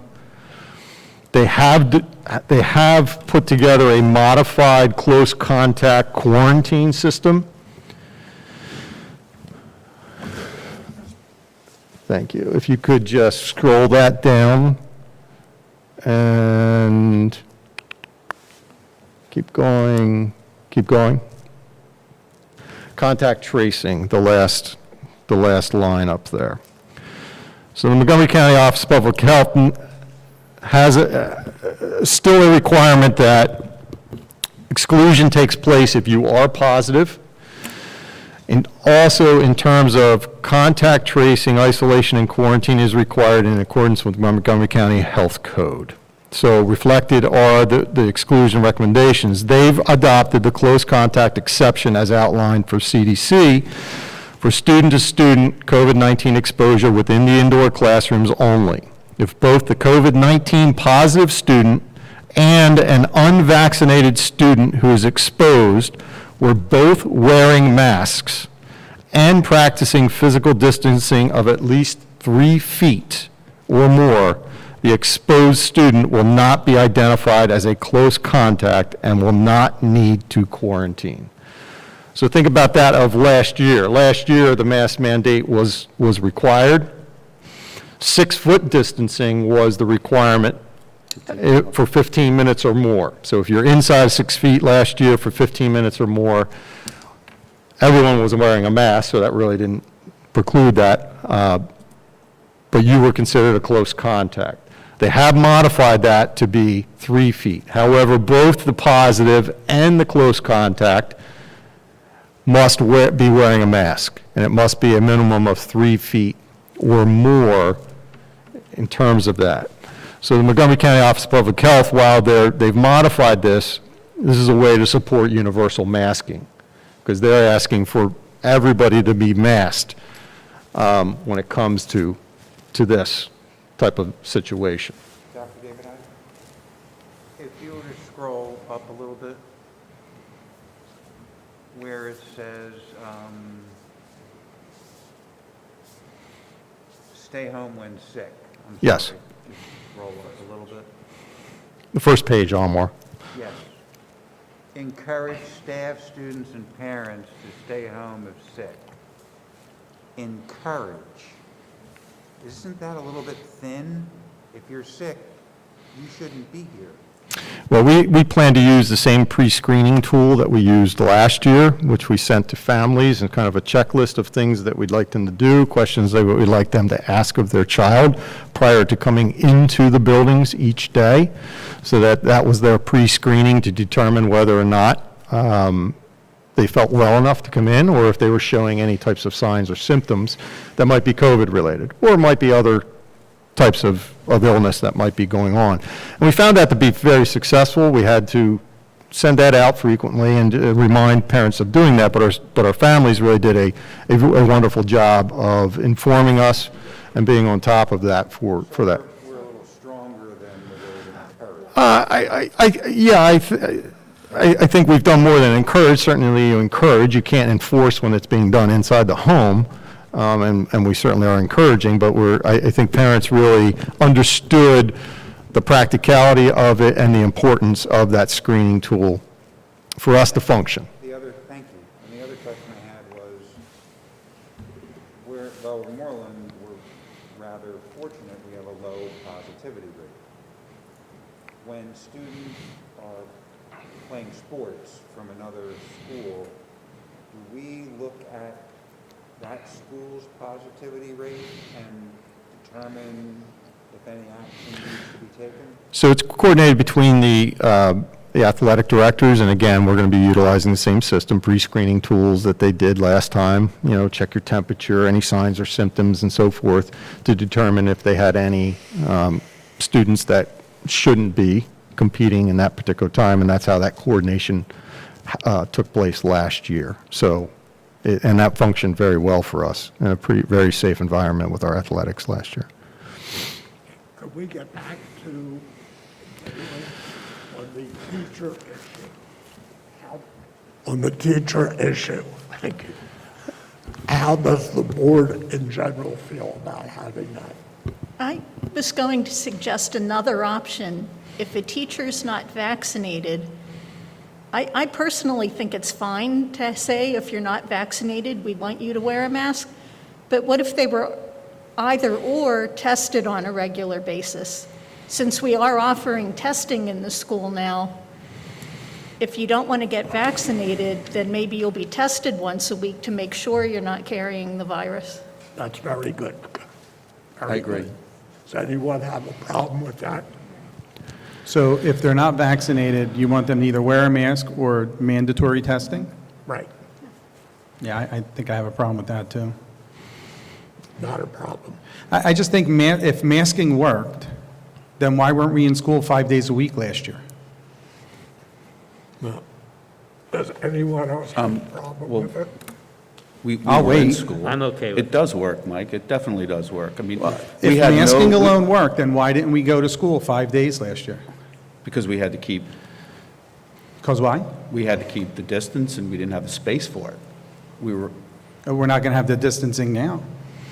because it was Right, eased. but- and That's when what I'm the saying. I virus- said earlier, when the masking with pandemic- distancing is what worked. It wasn't just masking. So now this year, we're acting like just masking is going to make all the Well- difference in the world. Well, one thing I was going to ask Scott, transmission in the school. I know we had people quarantine, a lot of students quarantine, but I think in all of our quarantining and contact tracing, we identified that we had no transmission in any of our schools. Is that Yeah, right? We could not identify, and I can't say this with 100% positivity because we did not have scientific tools to be able to prove or disprove this, but to our nurses' best interest, that they could not find any link transmission as it related to in our schools, really necessarily on our athletic teams. It was really more of an indication of a lot of household contacts that occurred through that and through other various types of situations. It didn't appear to us that we didn't have any spreading types of events. And, you know. Is everyone, not everyone, or the majority okay with Carol's suggestion, testing, mask for unvaccinated teachers? Okay, I'm getting a lot of directions with regard to this, and I think one thing I want you to consider is it's going to nearly be impossible to segment and do all these different various things. I think the board's going to need to come to a decision, and my recommendation would be that this is either has to be a universal masking situation, because we're not just talking about teachers. Think about the amount of staff, instructional assistants, cafeteria workers, anybody that's in and around students all day long that are part of this network that we call school, right? It's just not simple. We think of teachers as that one component, but it's a lot deeper than that. And in fact, many times it's very much deeper than that, most especially when students are working closely with instructional assistants and folks of that nature. And most of our instructional assistants are not of our ownership. They are of a third-party contract of which we contract out, along with our food services, along with our drivers and things of that nature. So picking and choosing and going through the different categorical occupations in a school and/or students is going to make it nearly impossible. You know, that's follow the bouncing ball kind of theory. I didn't think of that point. So I would implore I would pull it back. I would implore the board to think about, you know, again, our recommendation administration is right now, the data is not suggesting a mandatory masking. If the board so chooses, wants to move in that direction, that would have to be applied universally for us to function, right? Because it's impossible to do it any other way. It's really got to be an on-off switch with, we're all doing this, or it's an option for everybody at that point in time. May I offer up my commentary? I've had the opportunity to digest what everybody was saying, and from a practical point of view, I know that we're not going to come to an agreement on whether there should be a masking policy or not. My personal opinion is one much of my workplace, where any unvaccinated employee should be wearing a mask. Secondly, as we're talking about the plan in place, we're talking about what's on the paper, and we talk about recommendations.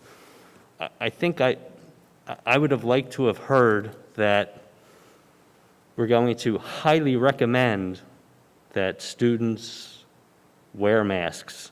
And rather than mandate or not mandate, can't we be proactive and provide constant communication of these recommendations that we highly recommend that everyone wear the mask? And go that route. Listed in that, in the safety plan is that language, that the Livermore Township shares this important recommendation from health agencies with all students, staff, and employees. But is there something that, aside from that, can we have a weekly blast every? We can do any and all communications that we can, and we would be doing those just like we did last year and leading up to the start of our school year. That would be part of this. And again, we're trying to work with the data that we have to make the best-based decisions and work with the health agencies who they themselves have not mandated. Could that come? Those health agencies could mandate on their end. They have not yet. So we are, again, recommending their same language forward to all of our, and will for all of our individuals. Again, part of this is the approval of the plan first, to know what it is we'd be communicating or not to our entire community. The other thing that comes to mind with me is that we're charged with creating a safe environment for the students. And as such, to me, I believe that unvaccinated employees should be wearing a mask. That's just my personal opinion there.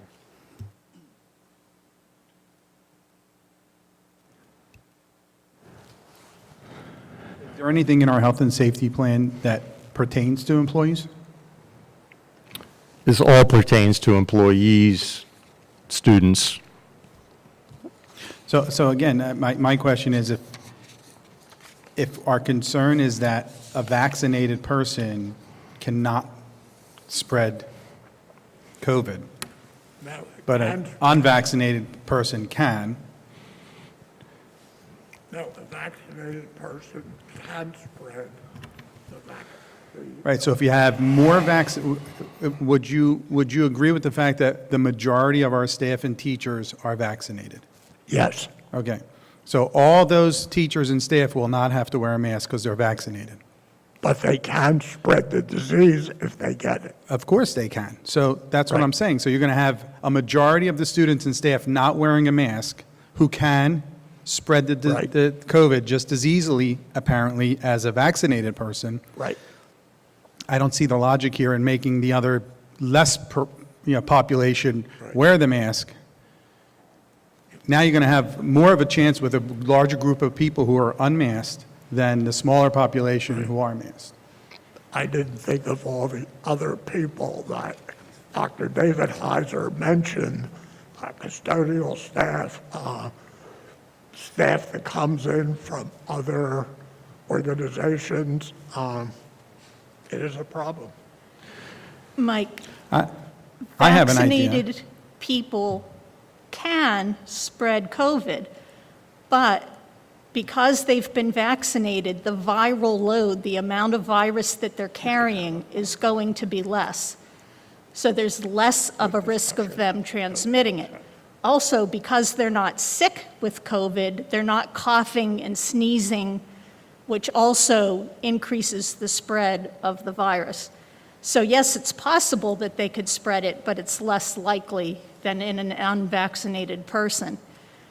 And getting back to what you said about, well, do masks work or not? Gee, we don't know. We do know that if two people are both wearing masks, the risk of them spreading COVID is 60 to 70% reduced because of the mask. Okay, but everybody's not going to be wearing a mask. So you're going to have unvaccinated 18-year-olds not wearing a mask, which to me then completely wipes out anybody you put a mask on. No, because anybody, in the high school who wants to be vaccinated and wants to be protected through the vaccine has that option. They do, but So then they're but some protected by decided the not to. So vaccine. what I'm saying is, we're not mandating unvaccinated students to wear a mask.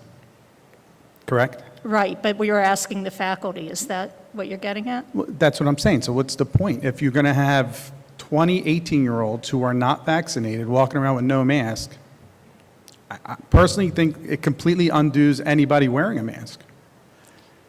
No, I think still because I think especially in the younger grades is what I'm thinking about.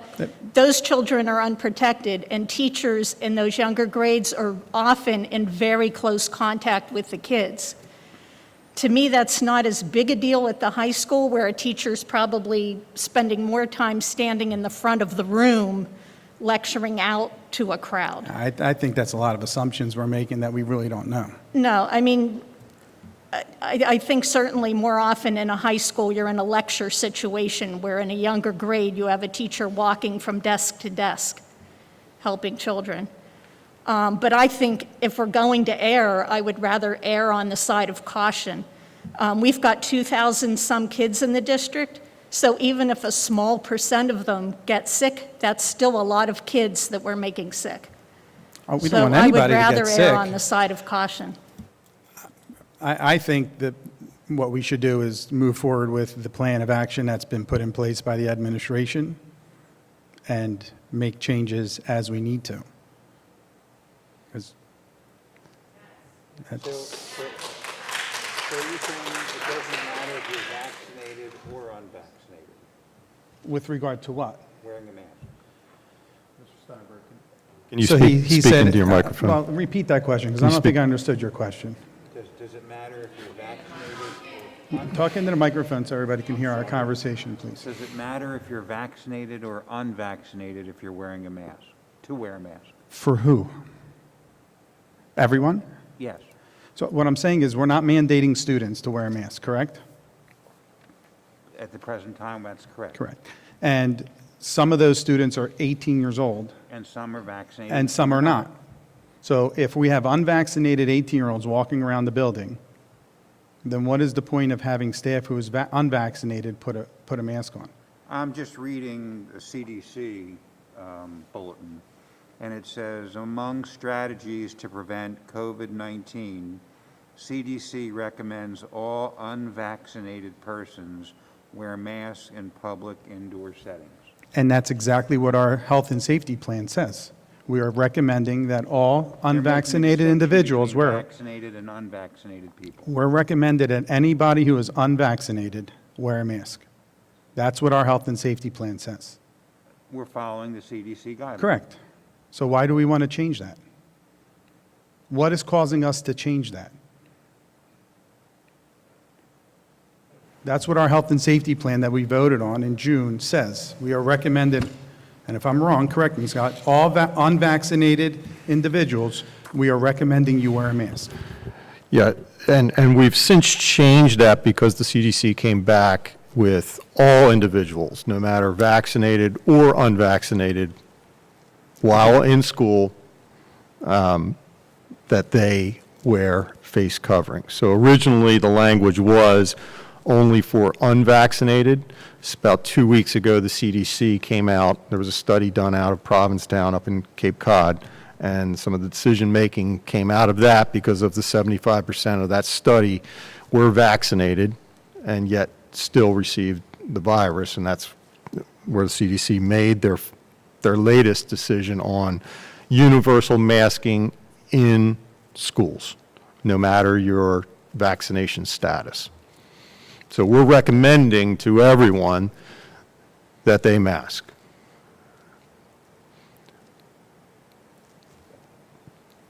In this proposed plan. Right. And then, obviously, some language in there, as I mentioned tonight, about targeted mitigation.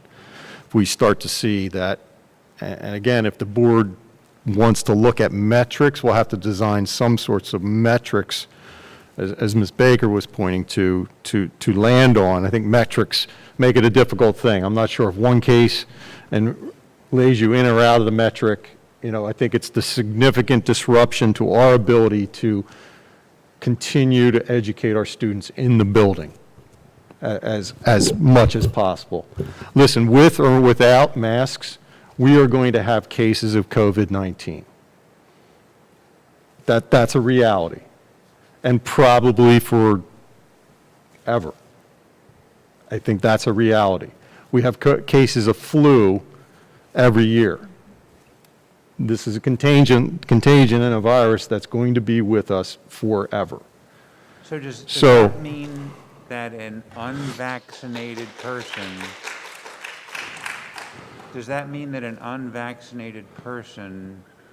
who chooses not to wear a mask, even though we're going against the CDC recommendation, so be it? So let me see if I was following you here. An unvaccinated person chooses to not wear a mask and comes into the building unmasked and unvaccinated. Okay, most of which we don't know. We don't know who is and who isn't. That's correct. And for our student population. We can ask, but they don't need to inform, right? Okay. So, again, because there's no vaccine mandate I'm in not the leading, public, I'm no, in the asking public you to sector. So understand it. we are trying to follow, to the best of our ability, the recommendations that are placed out by the CDC, which all other agencies are now following. And we're sharing those same recommendations with everybody. What we are proposing in this plan is not to be the enforcer of that. So once again, an unvaccinated person has the right not to wear a mask. Correct. Correct. Right, So, that's according to the CDC. so again, I think, and I think we've kind of gone round and round here, probably enough. Scott, can I just ask a real quick question? Yeah. Last year, if I'm not mistaken, we followed the Montgomery County Health Department. And weren't they the driving force last year? But now, They still are. We're required to follow any mandates. So the mandates are twofold right now, which is if a positive is identified, that positive must quarantine. And it's still the 10-day quarantine rule. On the 7th day, they can be tested, 5th day, they can be tested. They can return on the 8th day. Close contact rule has changed a little bit, but that's still a requirement. And they've kind of couched that with universal masking and 3 feet. Anything outside of that, a close contact would have to go in quarantine for the same amount of time that a positive would and test out in a modified. so are we following, which one are we following? They're all aligned right now. The CDC, if you go on to the Montgomery County Office of Public Health website, they will say, it says, I don't know this verbatim, but it has a line there, for all COVID-19 information, go to the CDC website, and there's the link. They have aligned completely with the CDC, and the State Department of Health has also aligned completely with the CDC, all of which have shared certain recommendations right now. And again, obviously, the masking being the most So we're following highlighted the one. same mitigation, like sanitation-wise. The only thing we're not following is the spacing, because we can no longer do the 6 feet spacing. For lunches, when we came back to 5 days in March, we needed to follow the 6-foot rule. That was because that kept us out of close contact range when masks were off. So we did that by occupying every available large space we could. We were inside of 6 feet with masks on from March through the end of the school year last year. In some instances, we were down to close to 3 feet. In some instances, depending on the class size. We tried to spread as much as we could, but we did have more close contacts from March through June because of the close contact rule that was. And we were able to follow that because we had 2 platforms. We were able to, when a close contact was identified, and it was the dual platform system. We live streamed from the classroom, and for those that were in person, deliver that. What is the spacing this year? With pretty much Spacing this year is going to be, it's greatly reduced. Is it 2, is it 1? Is it? I mean, think about 1 foot. I mean, 1 foot is this. So we're not 1 foot unless you choose to be one, you know, and our communication moving into this year is, while not impacting instruction, to space to the greatest extent possible. So if you think of desks and rows, right, oftentimes we don't want to align desks together now. So there's usually a row in between. You're sitting in the center of a desk to center of another desk. It's about 2 You're at 3 feet at least, minimum that way. So in most instances, we're able to get that. In some spaces, it's going to be tight. It could be inside of 3 feet in some. Some we could get up to 6. At the high school, the variability of class sizes, most especially in some of our elective courses, differ. And, you know, you have larger and smaller classes, so some of those allow for more or less spacing and things of that nature. It's difficult because there's a reason we're building a new high school. We have 100% occupancy nearly at 2 of our 3 buildings. So spacing for us is a great, great challenge. And we will, with 100% back in schools to feed, masks are going to have to come off. They're going to have to come off for that half hour of eating and drinking, and we will definitely be well inside of 6 feet having to do that. Absent of that, we would have to change and create schedules that are disallow lunch, you know, and reduce the class times a little bit and chunk and do a couple snack times and things like that and not get into lunch service in any way.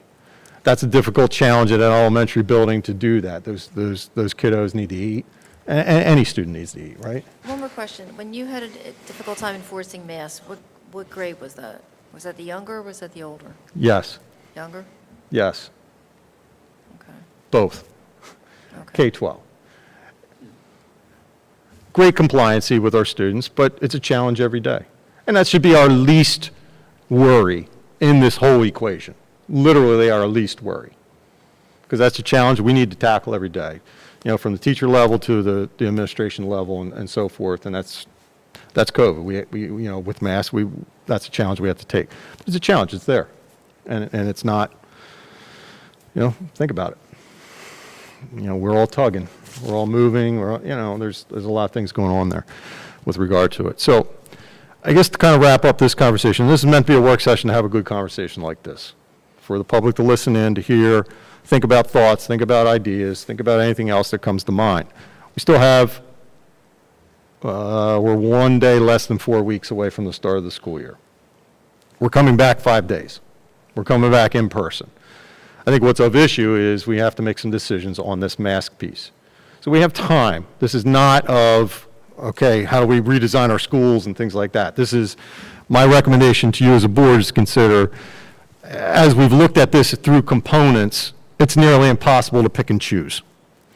This is going to have to be a universal on or a universal, we highly recommend this, but can't and will not enforce this, until the point in time that we as a school district make a decision, because the impact is so great on our ability to continue instruction in meaningful ways.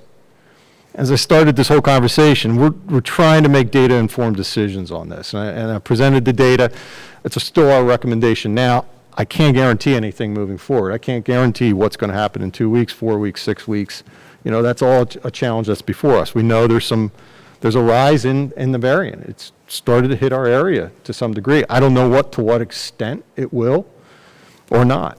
And that there's a piece to that. I think the luxury of the plan that we're proposing, it gives families autonomy and interest in their own child's lives to make decisions for them and with them for that. But there does come a time at some point in time where we as an institution have to make large decisions that we know are in the best interest to allow for all when it comes to safety and continuity of things. And I would expect our community to appreciate that and to abide by those certain decisions that we have to do at certain periods of time, if we have to do that. I don't know that we're there on August the 3rd at having to require and make that a mandatory decision now. Did we have that for a regular meeting? We are going to need to have this on as the regular meeting. There will need to be some decision made.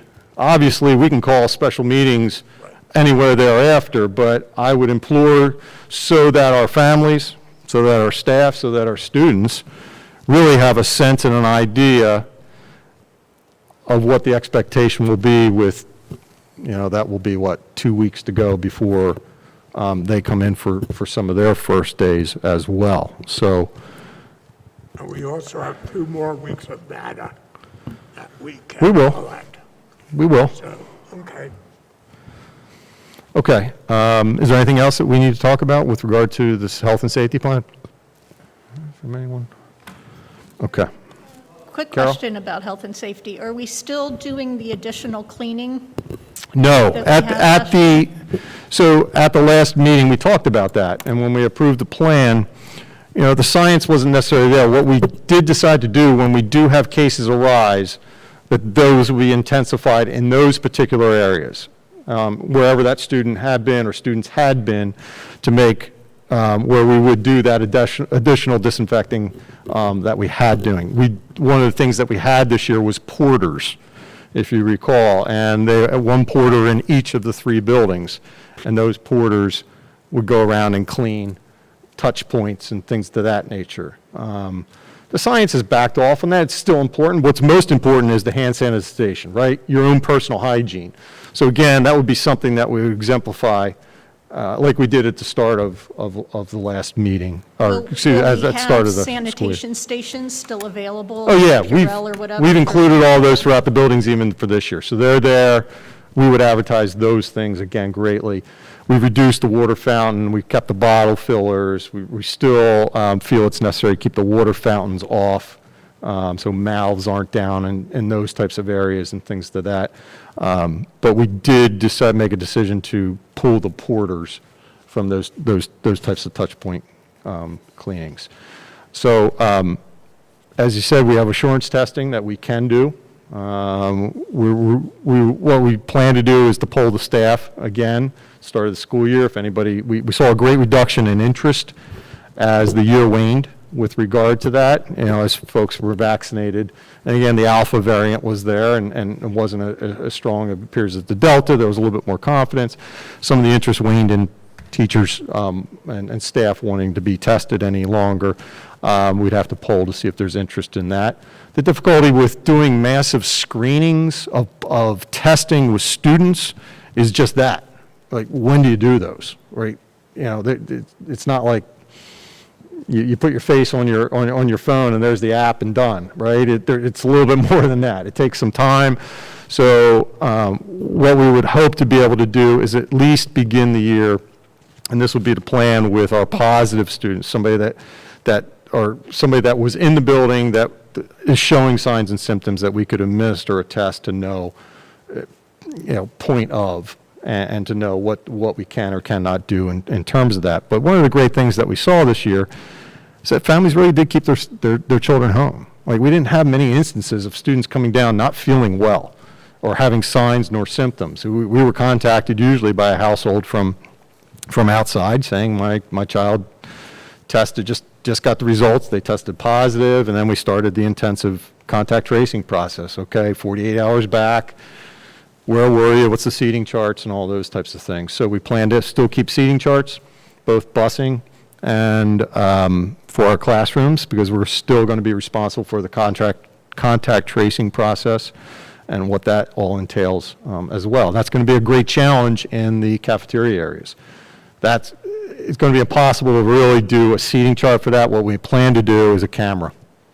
And we've kind of intensified, moved our cameras so we know we have good views everywhere to know, okay, where's that student? Who's next? Who's within that bubble? Know the sizing and things of that nature. So again, all those challenges that we thought we were somewhat hurtling over, we've got some hurdles yet when it comes to those.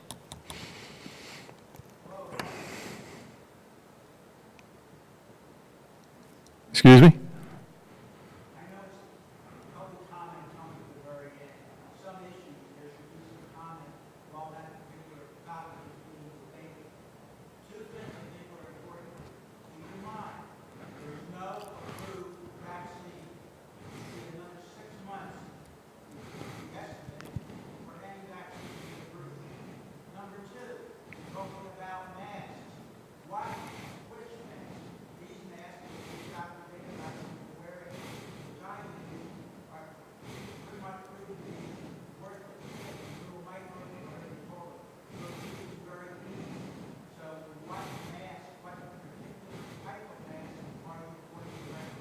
We have those outlined in our policies already. We defined those in our health and safety plan, and they're there right on our website.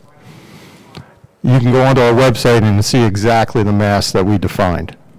That was board approved last year. So thank you. If you have anything further, you're going to need to wait till public comment. Okay, thank you.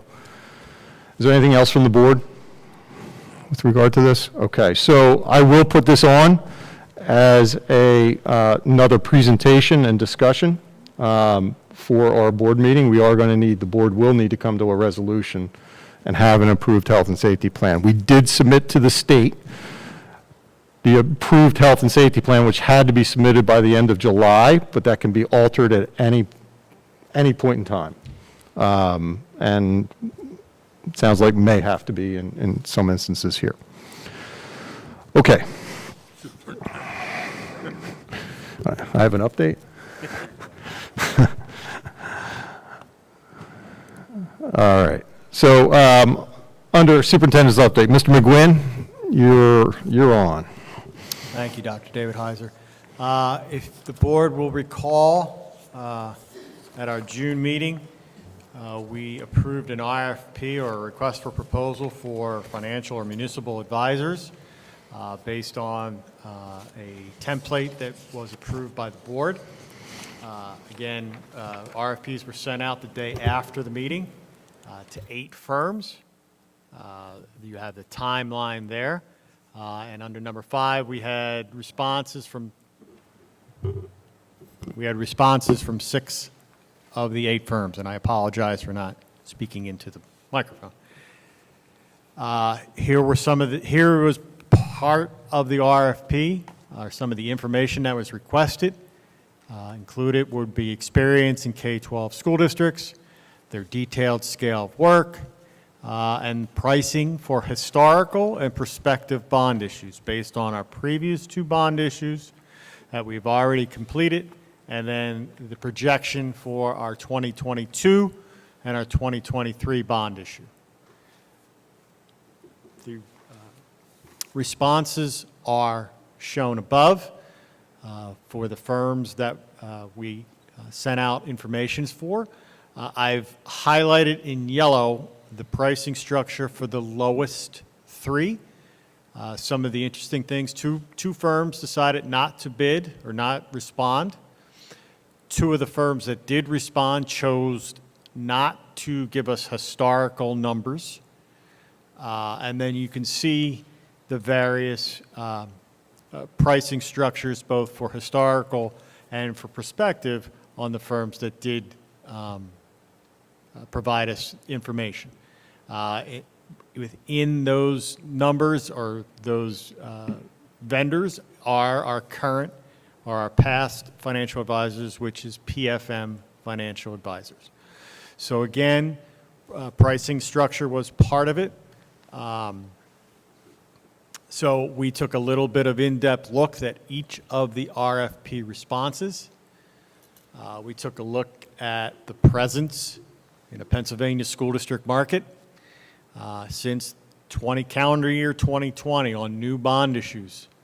Of the firms that responded, we go back one, of the firms that responded, PFM has had 126, Susquehanna 4, Concord 1. Note 2, if you go back here and you look at Phoenix, if you look at a pure pricing structure, they are the lowest. Phoenix do not have any K-12 experience.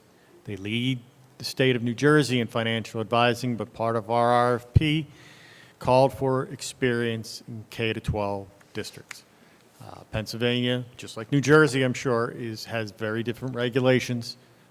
Something as simple as what's later on this agenda of a plan-con process would be something new for those individuals at that firm. So, the decision is up to the board. As part of the RFP, if a decision is made, we would recommend contracting with that organization for a 3-year period which would encompass our projected final 2 bond issues. So I will leave the pricing structure up because I'm sure everyone likes to look at numbers, and I'll leave it up to the board. Hey, Mark, quick question. With PFM 2020, 2021, they were twice the cost of 2022, 2023. Is that because we went back to them and asked them to be more competitive? Is that why their bids are lower these 2 years? I believe they sharpened their pencil. Then remember, the 2021 issue was a complicated issue because it carried, part of it was a refinancing of 3 other bond issues, as well as new money issue. I believe the 2020 issue, there were some extra costs because they had not done an issue in our district since 2016, so they had some updating to do. I will say, all these firms who provided quotations had access to what PFM, as our financial advisor, charged, because it was a part of the operating statement that is out there for any bond issue. Okay. Okay, thanks.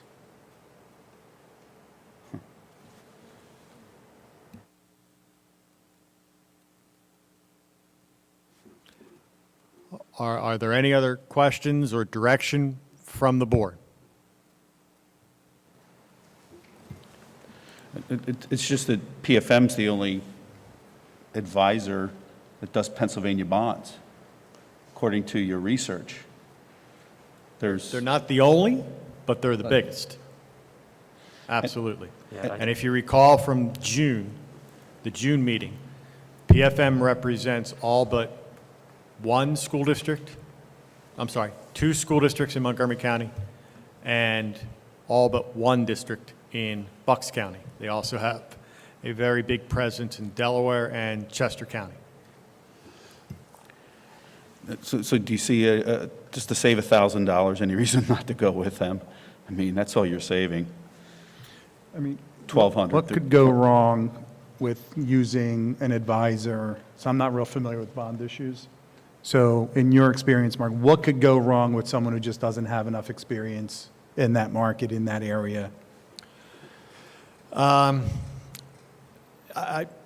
Full disclosure, I don't know because we've only used 1. However, what I can theorize is PFM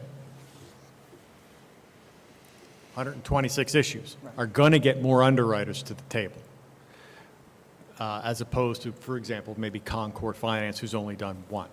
I will also say PFM is a soup to nuts firm. They do everything for you.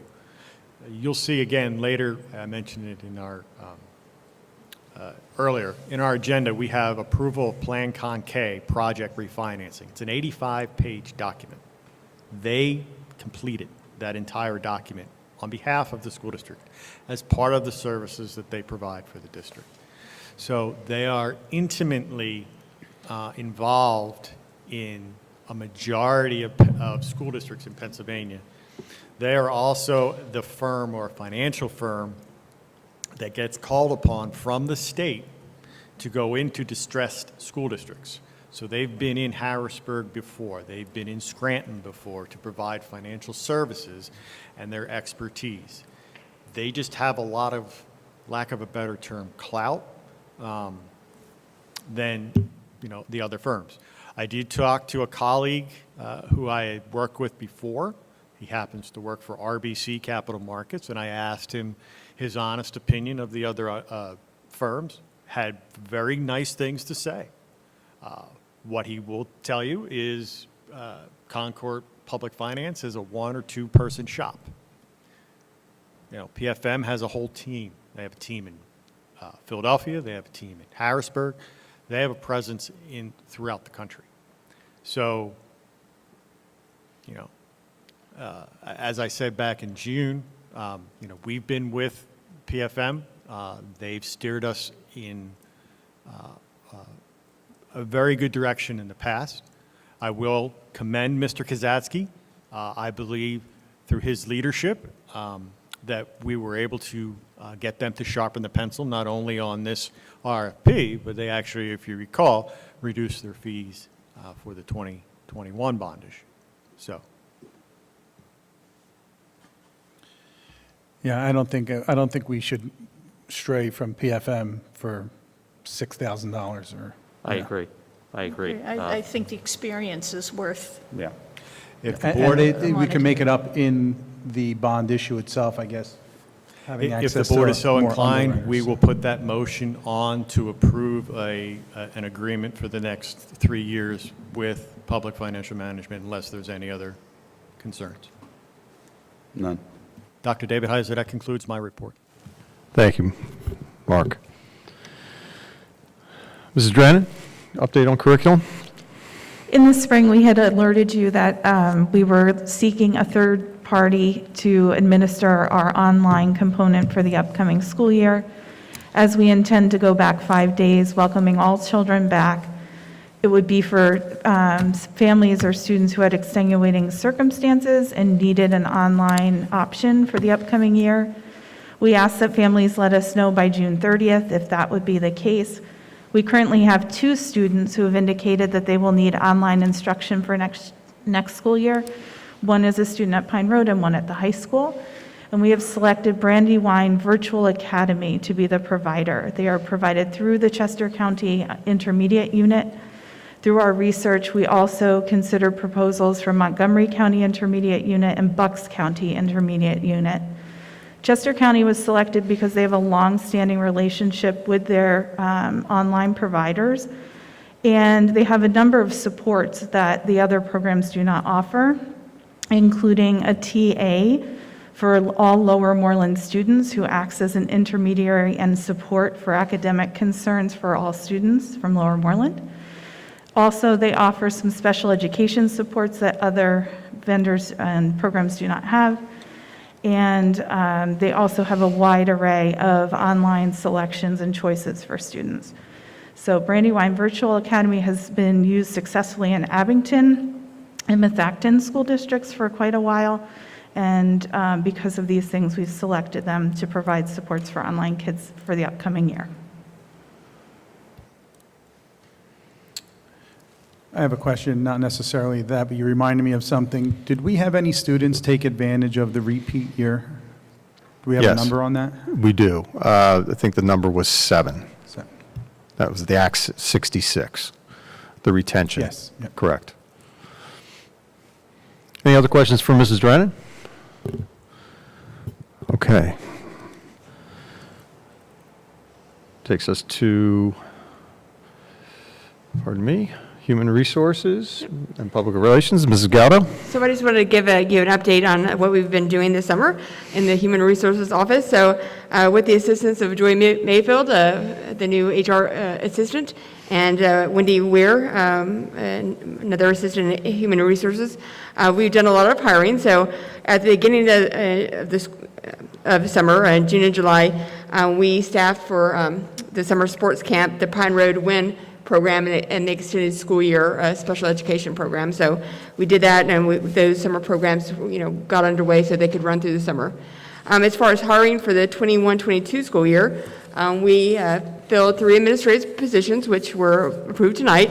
We had 20 teaching positions, both contract and long-term sub positions to fill. 1 support staff position, numerous aides, special education, Title I and Kinderlinks aides, and building substitute. So we're making a concerted effort to make sure all our staffing is in place for next school year. We, in the public relations side, we completed the 2021 annual report, which was mailed to all households who do not have a student in the district, and that will be distributed to our families, school district families, through an email. We'll send it to them, and they'll be able to access an electronic version of that. And as well as it's on our website if anybody wants to look at it. It may focus on our website. And we'll soon be releasing a second-year update of our strategic plan goals. And we'll send out a postcard to all non-child households, again, to direct them to the website so they can view our update on the goals. And we'll also send electronic communication to our families as well. Any questions? Quick comment. Yeah. Public relations Yeah. related. In the newsletter that went out to everybody, I thought it was a beautiful newsletter, but there was no mention in the newsletter of when the school board meets or where we meet, or that the public is welcome to attend. So in the interest, that's one of those transparency things. I think would be nice to include that.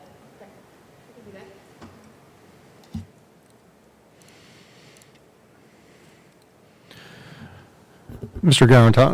Giordano? Special education, sorry. Yes, at the August board meeting, we typically update the board on the number of new students to the district with special needs. So as of this point, August 3rd, we have 8 students who have moved in with an IEP or a GIEP, that's a gifted IEP. I believe we have 2 students with gifted IEPs and 6 with IEPs. 1 student with a Section 504 service agreement. And our final count for early intervention students this year was 20. So we had 6 of those students had an IEP for speech only, which means they do not impact typically our learning support or any other special education caseload. The other 14 are spread out amongst learning support, autistic support, and life skills support. So that is 20 incoming students with special needs from preschool. That's it. Okay, thank you. Dr. Hill will be saving his presentation for our regular meeting in 2 weeks. So under personnel, some items that we plan to bring forward as motions at our regular meeting on the 17th. Under personnel, Mrs. Okay. So we have. Gallaudet, would you take those? Sorry. So first, we have a number of long-term substitutes who are serving positions of varying lengths, some for the full school year, some for just the first marking period. So Brianna Adamski, 5th grade at Pine Road, Lauren DeMayo, 6th grade teacher at Murray Avenue, Ellen Grossman, an emotional support teacher at the high school, Kyle Littero, a school counselor at Pine Road, and Megan Shelley, a learning support teacher at Pine Road. And then we have a number of substitutes who are we're asking to approve for the entire school year. They have been previously substitutes with us, so as administrative assistant subs or bus aides or nursing substitutes. And under new hires, we have a number of new hires, so filling various positions. So Christine Hutchinson and Matt Crouch will fill the faculty manager position as they've done for the past several years. This is a position at Murray Avenue, which assists the athletic director with sports at Murray Avenue. We have Caitlin Koshy and Samuel Morris, who are with our summer sports camp program, and Abigail Shorts and Julia Lauer, who were teachers in our WIN camp at Pine Road. As far as leaves, resignations, retirements, and sabbaticals, we have 3 people who have turned in paperwork for family medical leave, and those are listed there. Lisa DeMoore has submitted her resignation as a Kinderlinks aide. Matt Hyland, Ernie Rear, and Anthony Venezial have also submitted their resignations. Matt Hyland we will release on August 13th because Danielle Turner has been approved to start August 16th.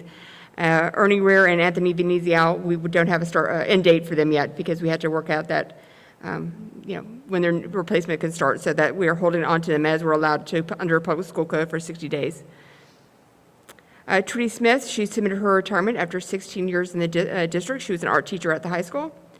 And August Raby, a first grade teacher at Pine Road, has submitted a sabbatical application for starting in January of this year, in 2022, and ending January of 2023.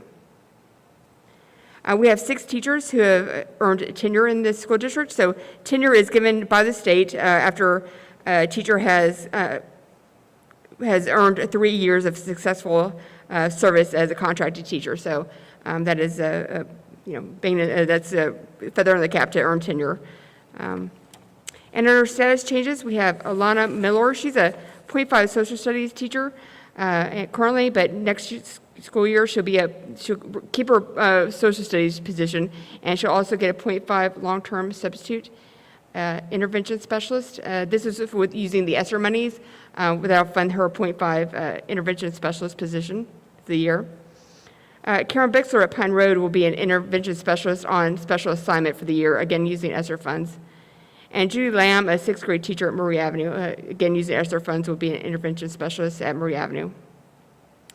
Brooke Mulroy will go from being a .7 teacher, our teacher at Murray Avenue, to being a full-time teacher at the high school. This is a position that was vacated by Trudy Smith, so she'll be picking that up. Okay, any questions? Okay, great, thank you.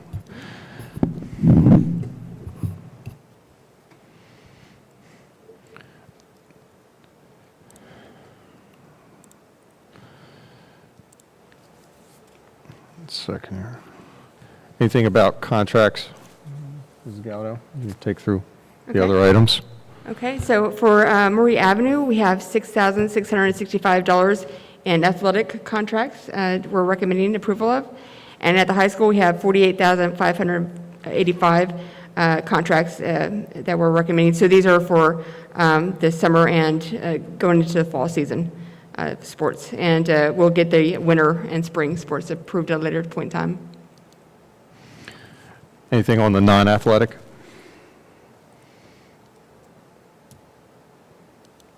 Athletic. Did you cover that? Yes. On the non-athletic ones? Yeah. Yes, you got those, okay, good. So under non-athletic, we have $16,485 worth of contracts at Pine Road. These are for, year-long activities. And at Murray Avenue, we have $20,265 extracurricular contracts.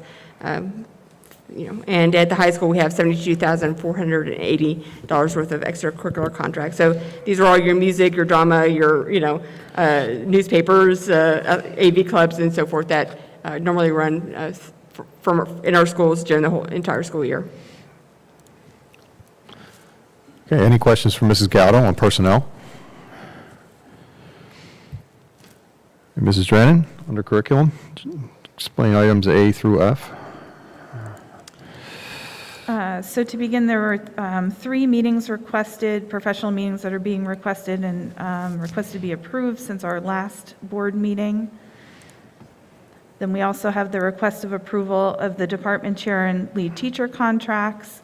The one change that is worth noting is that in light of Dr. Hausman's retirement, Dr. Bram will be the new science department chair. Item C is the request of the approval between LMTSD and Chester County Intermediate Unit to provide Brandywine Virtual Academy services for online learning this year. Item D is requesting the approval of the student handbooks for the upcoming school year. You approved them last year. There are no notable changes in the high school nor in Pine Road's handbook. The only change in the Murray Avenue handbook that is of note is they have removed the word tobacco and replaced it with nicotine, which will allow them to encompass things like vapes, and it'll be more inclusive than the current verbiage. Item E is request of approval between the IU and the district for a number of memorandums of understanding. The first is for the IU to provide professional development for non-public schools for the 21 through 24 school years. We need this agreement in order to provide Title II services to St. Albert the Great and Valley Christian School as a part of our federal program. The second is the IU to provide Title I services for non-public students at St. Albert the Great School for the upcoming school year. That is also a part of our Title I allocation under federal programs, and this varies from year to year based on Lower Moreland students with economic need. And the third item is for the IU to provide Head Start services for the 21 through 24 school years. This is also an agreement that is required for federal programs. And item F is requesting the approval of the grant applications for Titles 1 through 4 between the Department of Education and Lower Moreland Township School District. Title I is what we use for instructional support for reading and math at Pine Road School. Title II is used for professional development and class size reduction. Title III is assistance to work with our students in the ESOL program. and Title IV will be used in the upcoming year to continue the summer enrichment program that was begun this year, as well as provide coaching and professional development for teams of teachers in all 3 buildings related to trauma-informed instruction. Any questions for Mrs. Drennan?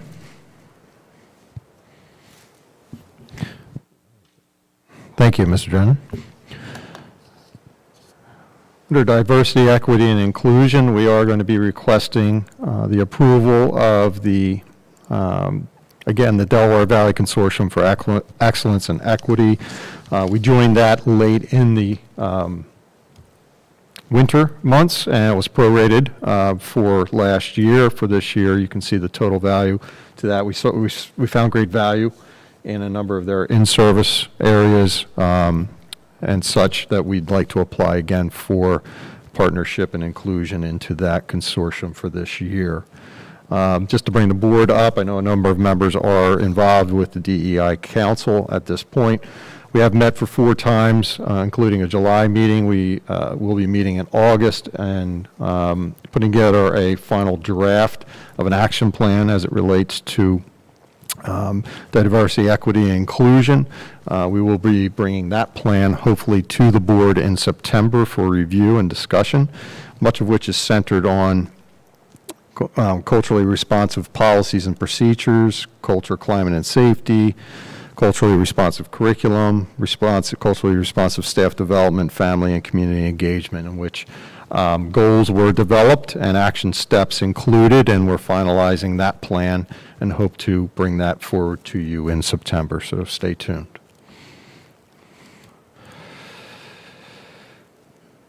Under Buildings and Grounds, Mr. McGuinn, would you take the applications there? Just briefly share. Yes, we'd like to request approval of all the Buildings and Grounds forms. There are more than a few of them. This is usually our busy time of year. This was Miss Mayfield's trial by fire of getting all these things on here. So our first one with a fee of $3,000 is Fitter and Faster to utilize our high school swimming pool. This is in coordination with Lower Morton Swim and Dive to provide a little bit of extra training. We did not do that last year because of COVID-19. However, they did successfully utilize our facility in the 1920 school year. I will just continue to roll down. We have requests for approval for a 50th reunion class of 1971. We were charging a fee of $50 to cover custodial. And as Mr. Miles had indicated back in June for our other request, there'll be communication and no alcohol will be allowed on site. And again, no dress shoes in the gym. We have some approvals for the German school. You recall we approved the German school to utilize our buildings on Saturdays. This is additional areas that they're utilizing, auditorium for their assemblies. So for each time that they're using something else in the school, they put an application in. For all these applications, it's inclusive of their $7,500 annual fee. So that's why I'm going fairly quickly. This is for their holiday shows, their end-of-year graduation ceremonies, so on, end-of-year ceremonies, there you go, so on and so forth. So get to the next item. We have a request from Ms. Siciliano to utilize the library at the high school for some monthly meetings as denoted for the topic shown. There will be no fee for that. Here is our HVAA requests. This happens to be for the high school, for basketball. This is all going to be inclusive of their $7,500 fee. They put in for each school with a schedule. This will be shared with building principals. This will be shared with Mr. Ovington to coordinate coverage. This happens to be for Murray Avenue. The first one was for high school, and the last one will be for Pine. And I believe after this will be their soccer applications for their practices and games from Mr. Sorkin. Again, they've already started utilizing their fields, and they've coordinated everything with Mr. Highland. They're acutely aware of our the field usage, and that the soccer field, the grass soccer field in the high school will, if not already, not be usable, because that'll be a staging area for construction. We have a request from Valley Christian School to use the Murray Avenue track for their, what are they doing? They do a race on the track. They've done that multiple years. That has been approved by Ms. Dilks at Lower Moreland PTA for their executive board meetings, so on and so forth. No fee for that. This is for actually Rachel Frankel to utilize a parking lot. So they're having a bus pickup for a family party. They wanted to use the high school parking lot. They took one look at the high school parking lot this week and decided to change it to Murray Avenue. And again, it's just no liability for the district. It's all going to be, we're not providing any security. They're well aware of that. Again, just utilize the parking lot. And that would be it for our lengthy buildings and grounds approvals for this evening. Any questions for Mr. McGuinn on any of those applications? All right, Mark, would you take us into the accounts payable checklist? Sure. And I really just asked the board if there's any questions with regard to any of those checks. Under Business and Finance, we're approving checks that were not approved for the 2021 school year after the last board meeting in the amount shown, as well as for the checks that we have written so far in July and the beginning part of August in the amount shown there. If there are any questions, I'll certainly try to answer. If not, we're going to move to the agreements section. You recall I mentioned it twice now. We have a request for approval of Plan Con K, project refinancing. Essentially what this does is tell the Department of Education that we will not be making debt service payments on our 2014, 2016, and 2016A bonds because they've been refinanced to 2021. So they'll reset a reimbursable percentage. When we make the payments on the 2021 bond issue, we'll then be able to apply for what minimal reimbursement we get. So we'll need a board vote on that in 2 weeks, and then a sign off from, I believe, the board's secretary. And then we have an agreement for Holy Redeemer Health Systems for our athletic trainer per the attached agreement. We've had a very good relationship over the many years with Holy Redeemer, and in speaking with Mr. Highland, we are having the same individual who has been here the last few years continue to work with us for the upcoming school year, and he will be coordinating that with Danielle when she gets here, so she will be on board with that. So I have Dr. David Heiser. Any questions for Mr. McGuinn? Okay, Mr. Giordano, would you take through the student service contract and agreements? Yes.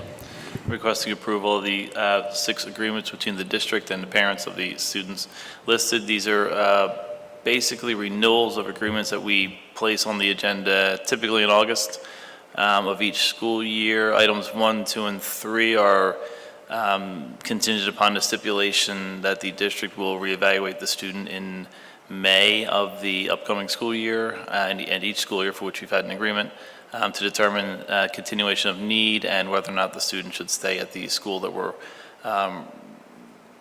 placing the student at or return to district or return to another school. Actually, we have one less agreement this year than we did last year, and one agreement is for to move a student to a different school at a reduced tuition cost. Items 4, 5, and 6 are to place each student via the IEP.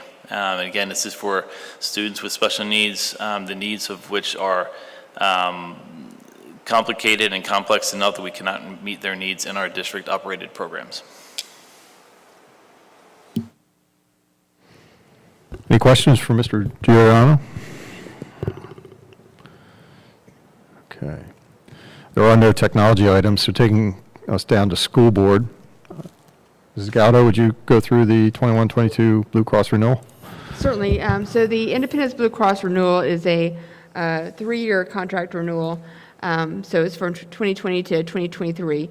This is for administrative fees for administering our insurance programs. They include, their core medical administration, as well as value-added services such as, telemedicine and communication with our prescription plan. That also includes wellness credits that we get from IBC at no cost to us, and stop-loss insurance that we get from them. Any questions? Mr. McGuinn, would you take us through the developer agreement? Certainly. We'd like to request approval of this developer agreement with Lower Moreland Township for the high school project.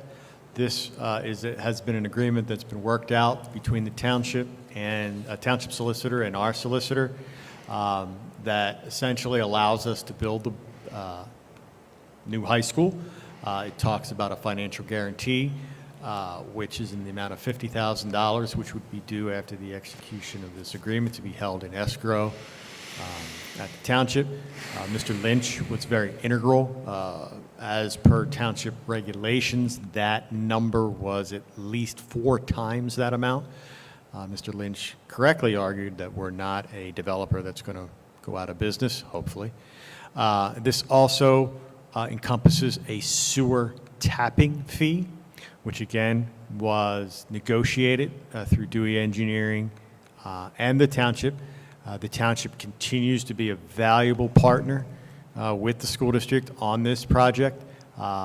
They continually have provided many, many services for the district, all the way from the text plan to, again, to this developer agreement. So again, through Mr. Lynch's leadership, he's taken the ball and has updated Mr. Hoffman and the commissioners as much as he can on the various things that are needed for this new high school.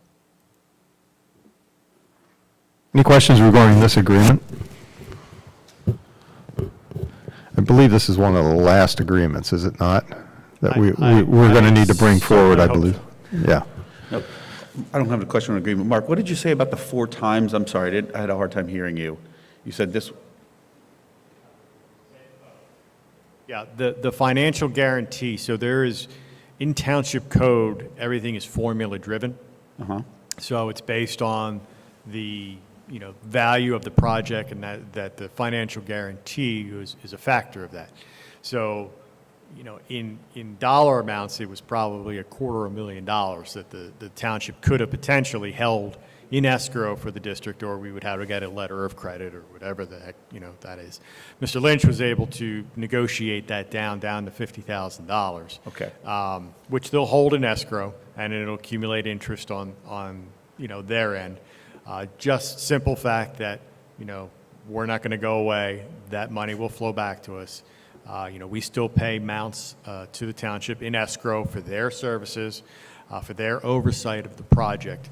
But again, working with Dewey Engineering, the township contracts out most of their services, and they're working with Dewey Engineering in multiple other districts, so they have a good working relationship. So, in talking with Mr. Lynch, he believes that there's not as much need for a township inspector to be there every day incurring fees when we're essentially paying Dewey Engineering to do the same thing. It's a duplication of services, and because they have a good working relationship with those third-party contractors for the township, they know that the job is getting done. Okay. The expectation is the job is going to get done correctly. Thank you. There's a request for an overnight trip related to cross-country that you see on here. It is for middle of September for cross-country to go to Hershey to actually compete on the state championship course itself. We are recommending approval for this particular trip. It will take our students up against some of the competition that they believe they'll find at the state level. Reason for the overnight and reason it needs to be board approved is obviously it's overnight. It is in state, but it is overnight, is that it is an extremely early wake up and race time. I think it kicks off, they have to be on course at like 6:15 or something like that in the morning. So it really impedes them rather than leaving at 2 in the morning, 3 in the morning opportunity. And the last item under D, item D under school board is the board and I are in receipt of Mr. Kozatsky's resignation from the board, and we certainly thank Mr. Kozatsky for his efforts over the nearly 2-year term that he has served. Here as a school board member, as Mr. McGuinn mentioned, his expertise in the financial lens and his ideas and his support of our staff, our students, and our community was exceptional, and I want to thank him publicly for that and wish him well with regard to his movement of his house and family and so forth. With that said, the board, we did receive that resignation on July 30th, so therefore the board has 30 days from which to appoint a board member. That is the autonomy of the board to select and to appoint. That person that would be appointed within that 30-day time period would serve out Mr. Kozatsky's seat through the reorganization meeting on December 7th. That seat would be up for election for a 2-year term, and we have been in touch with the County Office of Elections, who is going to be in touch with the state. They've already, they understand the ballot situation to which that special seat would be on this November's ballot, and it would specify for a 2-year term. The County Office of Elections, if they have not already done so, will be reaching out to the parties for the parties to place candidates on the ballot. So the process for the board, and it's recommended to the board, and as I had read at our June, I believe it was our June meeting with the opinion from the solicitor, is that they have the opportunity to appoint. My recommendation would be to try to appoint somebody at our next regular meeting, now that we do have a vacancy that would fit within the 30-day time period, which is August 17th, and it would allow for that person to be appointed, and we will work with the magistrate's office or other entities to try to have that appointee sworn in that evening so that they could be part of the meeting and could be a vote at that meeting.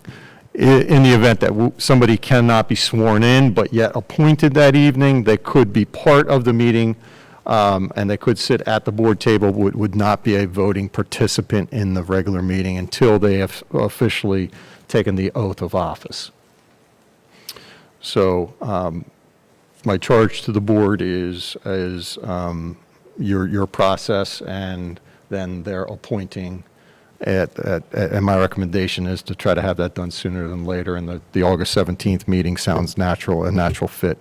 That would be one of the first agenda items once we open the meeting up, so that the member, if we could swear them in that evening, could be part of the voting process. I don't believe we have any committee reports, anything to report on. And I know Mrs. Mayfield and I have not received any correspondence in particular. And I think that takes us to public comment. And we do have one individual, Yuri. Is it Yuri? Is that correct? Okay. Yuri, why don't you come down to the microphone? Yuri, your last name is? Okay, thank you.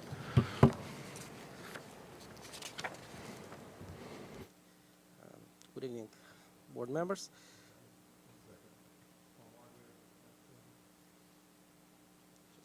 Just quick questions, my first public.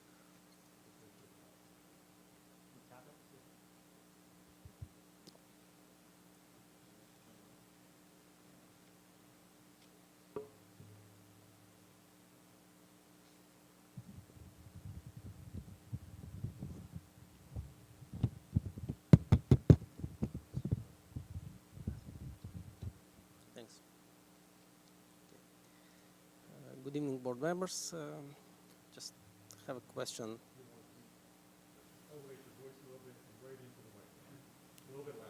I can swallow the microphone, but it might not help. I just have a question. Seeing the great passion with the mask mandates from part of the board members, I have a feeling that at some point it can come back. So kids are fed up with masks, and it hurts the immune system, depresses them. So my question is, if it comes back, would the school provide the option for distance learning again for kids that don't want to wear a mask or that are not ready to get vaccinated? Could you repeat that? The school provide, I didn't catch what you asked. The option for distance learning again, if the kids don't want to come back, if they have to wear masks.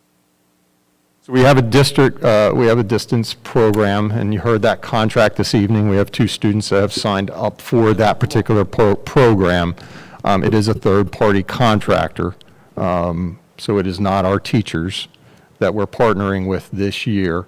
So those individuals that would not want to start the year, if, as you said, for whatever reason, their families and have exhausted those conversations with their building principal, would have the opportunity, if they so choose, to take that course. So if this number jumps from 2 to 20% of the students, hypothetically, yeah, that's what we're. finally it works. Well, that's what we've confirmed with, right? That's who we've partnered with for the year to be able to do that type of thing. Okay, so this third-party organization will be able to accommodate the increased number of students. Yeah, correct. So it's Brandywine Learning Academy. It's associated with the Chester County Intermediate Unit. It is an all-year program. The students would have to commit to it all year. It is an asynchronous program. There is touch points with teachers throughout the year. We would assign a guidance counselor to that particular student. They still are our students as Lower Moreland students, albeit they're being educated through a third-party service.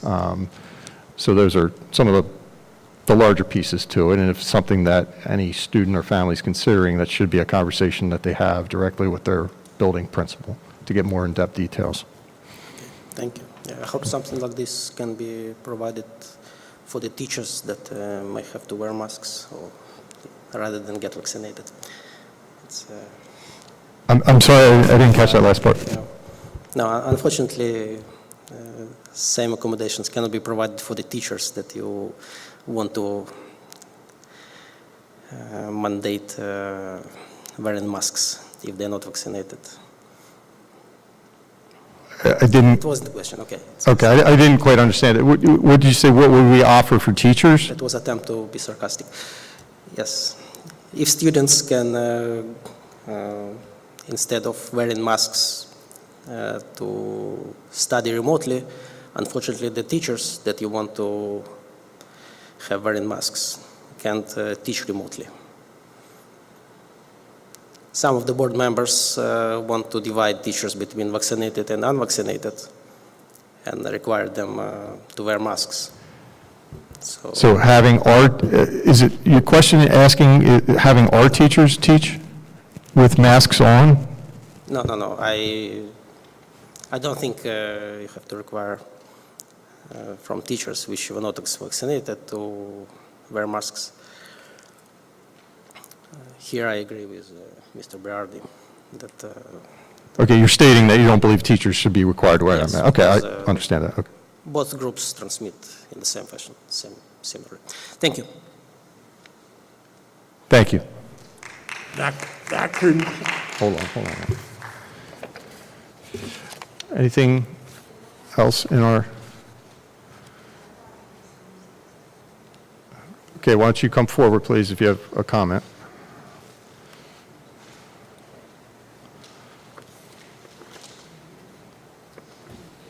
If you could just, could you just do me a favor? Could you print your name, please? Just first and last name right now. Cynthia? Yes. Okay. Cynthia Monroy. All right, just state at the microphone, your first and last name. Good evening. My name is Cynthia Monroy. My daughters actually didn't want me to speak tonight. I have to let you know what I'm thinking throughout the beginning of the year. I listened to the meetings in the beginning, and every time it started, it was very good. You made sense. And I was thinking, we're gonna get through this virus. And suddenly we start school, and they're not going to school, it's virtual. Okay, I get it. And then the mask. Listen, just looking at you wearing the mask, it's funny, because I heard you say that the kids, you said the science great about how the kids, they breathe their own air, and that they get this sweat, yeah, they could get styes. It's really bad for them. And it's worse for them than the other kids. You said it great, but then you're trying to protect the other kids, and we're actually harming our kids by putting on these masks. And a little tidbit, these masks are going to end up in the ocean, and the schools teach global warming. And 1.56 billion masks are going to end up in that Pacific trash waste, okay? How's that going to affect us? Our fish and everything. Now, wearing the mask, we mask our kids. If you have kids, emotionally, what we're doing to them is worse than what this virus can do with them. My kids already had the virus. I had the virus. And one thing is that no one has asked what happened to herd immunity. Guess what? I have it. I had the virus, I got tested, and I have the antibodies. So do my kids. No one's discussed that. First off, talking about vaccinated and unvaccinated, there is no vaccine. It's an experimental drug.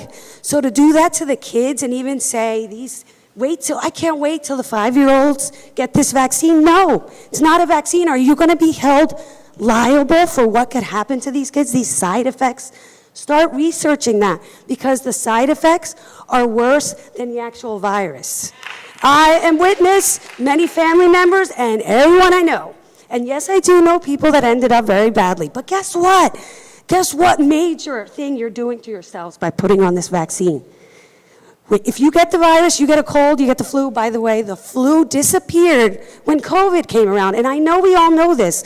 I just wonder why. We start with common sense, and as I hear you speak, it's like it goes down the window. And we start like dumbing down everything because you said all the stats, and they sounded great. There's rarely any cases.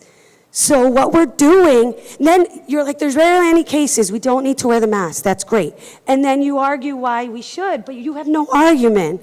But then you're like taking into account and forgetting all of the stats again. So you guys start forgetting all the stats, and here we go, we're back to the mask again. How? You just forgot what you just said. So I just want a little more common sense. All of us, we're human, we need to breathe. But you want to put a diaper on a kid and then expect that kid to socially expand and go to lunch and be like 10 feet away from the next kid, not have a life. Ms. Roy, if you can wrap it up. Get into social media. What I'm trying to say is I don't agree with the mask. Don't tell me to get a vaccine, because that's not a vaccine. Get with your science, because you're not following the science. Following the CDC, look into them, because the CDC is supported by those 3 companies that you say have a vaccine. They financially support those companies, and so does 3M. Mask. So follow the money, and there you go. Money rules. But our children are at play. I'm only here as a concerned mother. I only want the best for our children. And the best for our children is letting them live. You went to school. Your time is up. I'm concerned with you because, see, you're not in school anymore. And those comments you make about the next has to wear a mask, you wear the mask if you want to. Leave the next alone. Your time is up. Okay, well, it's our decision, the parents, not yours, on stopping them from breathing. Thank you. Thank you, Ms. Roy. I respect you, but get some common sense. Do we have another? Did you come forward to speak, sir?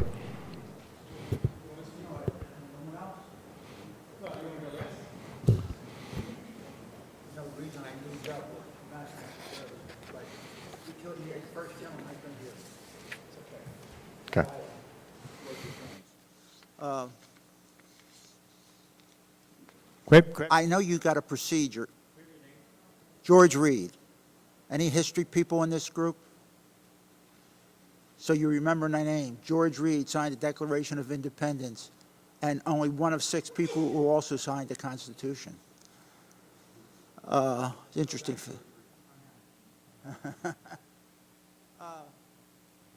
I really wish the format that you use, it would. Not at all? You got to really get close. Swallow it. The format you use, you have no input from public who might be in attendance for that particular topic until the very end. And I think a lot is lost until you wait till the very end.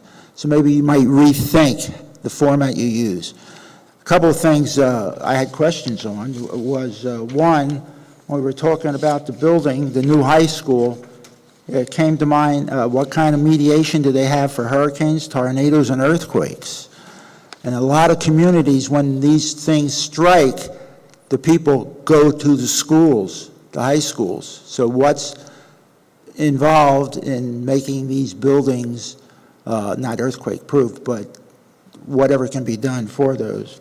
The other thing is you have diversity, equity, and inclusion. Is that being taught in our school system? I'm not sure what do you mean being taught? Like CRT, critical race theory. Critical race theory is a theory. Critical race theory is not being taught. I'm sorry, I can't hear. Critical race theory is a theory. It's not a curriculum. It's not being taught. And so we have none of that being done or used in our schools. We do not teach critical race theory nor the theory of critical race theory. Right, but is there anything else that's used to teach, like videos or books or anything like that, that might contain that kind of theory or whatever? Yeah, no. The answer to that is that we're trying to be culturally responsive to elevate all cultures in our school and making sure that all cultures are elevated. So when you talk about diversity, we have diversity throughout our school district. So what different ways can we elevate all those and make those as prominent as possible throughout our school district and throughout the things that we do? We do not teach critical race theory. No, but do you have any kind of curriculum or anything that addresses what might be considered inequities? Do we have any policies that Or any curriculum that might be considered inequitable for different types of groupings or people or cultures? Do we have policies that, say that again. Do we have any curriculum? We do not have curriculum dedicated to critical race theory. Or any of what that proposes or suggests? That's correct. We do not. So we don't have any? Correct. That's good. All right, that's all. Thank you. I'll try to have an answer for you on the earthquake and other types of storm in terms of when next time Mr. Lynch presents to talk a little bit about that. So you want to make sure you're here for that. Do we have another speaker? There you go.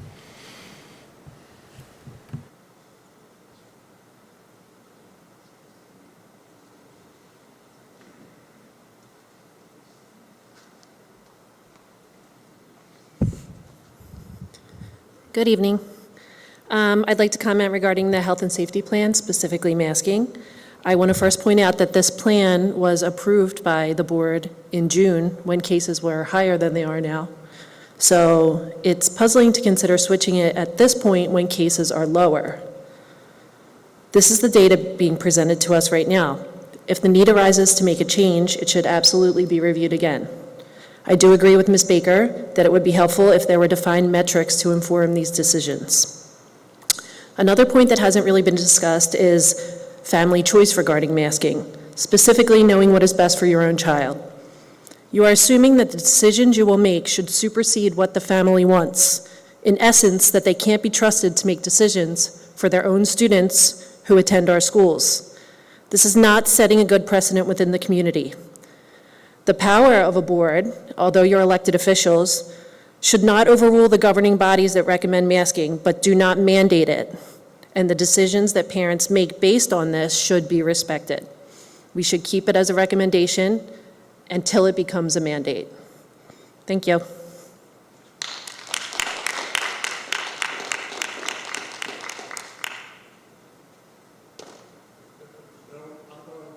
Comment, basically.